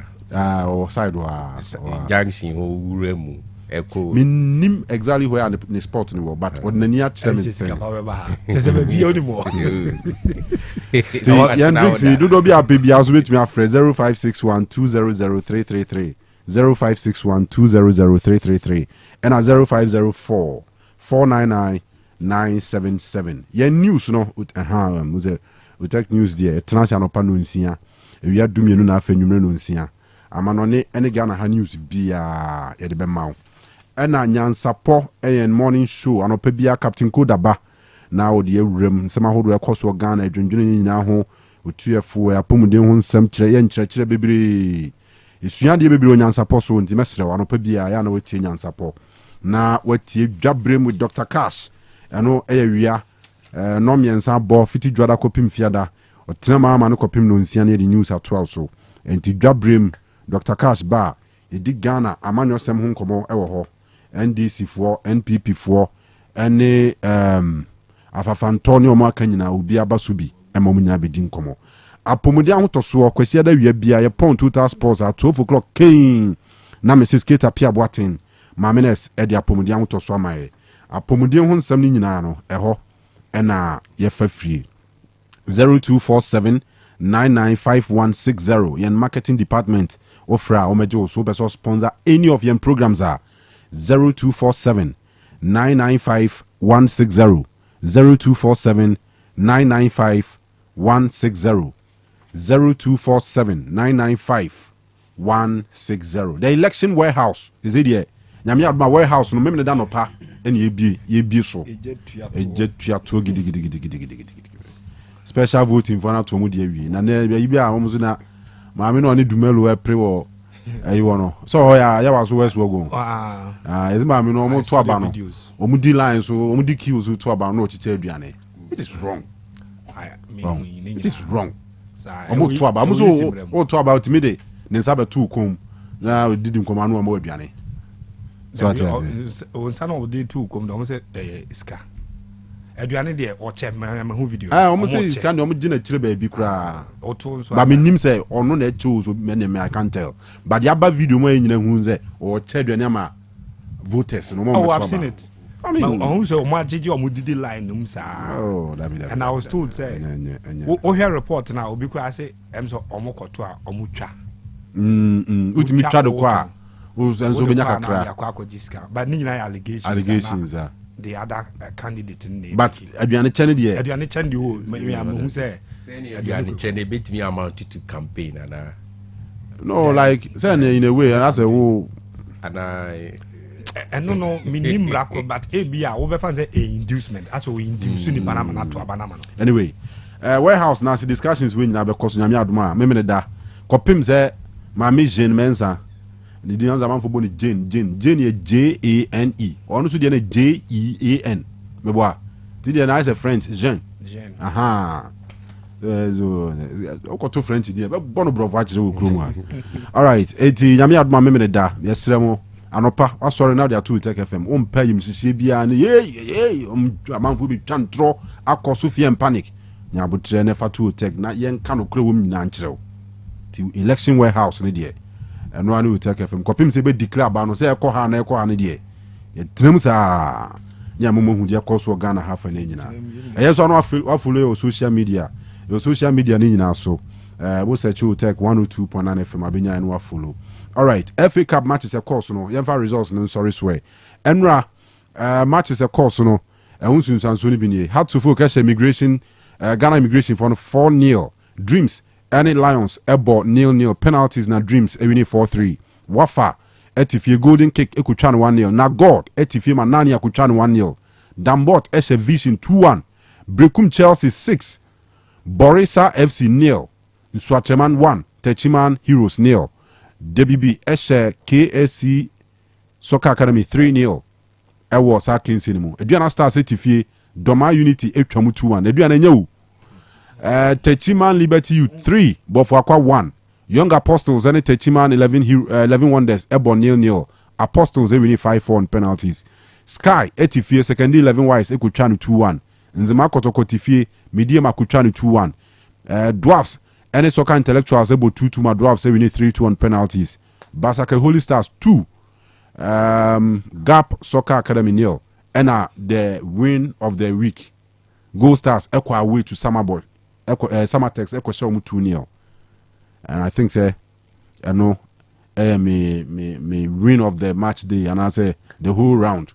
Asante Kotoko Eshe Future Stars 2-0 and Betamwa 2 goals and a Park Academy so share Bekwai Heroes 2-0 away. Share Bekwai Heroes or Bekwai. And a Malima Sutifiema TF Exponential Channel Camino went to me and the house for say almost switch attention to Siano. Bakuma say yes, almost say the attention in Nano. Now here post no more na. Post to social media says they almost ba. No more PZ for no. PZ boys no. Picture na a PZ oh. Now umbrella me. I say Otu for start. Yes, umbrella. Oh, who change them? Otu for the whole world baby who. Yes, umbrella na say. All right. Highlights of Kotokoli Future Stars also. And I go on Facebook with me join here. Na what should be T sanity. All right. Kanu. Yeah. Yes. And at Jemphis Park. A total system failure. And what she knew a father my young congratulate club of Park Academy. And what they came, they saw and they conquered. They played a very good game.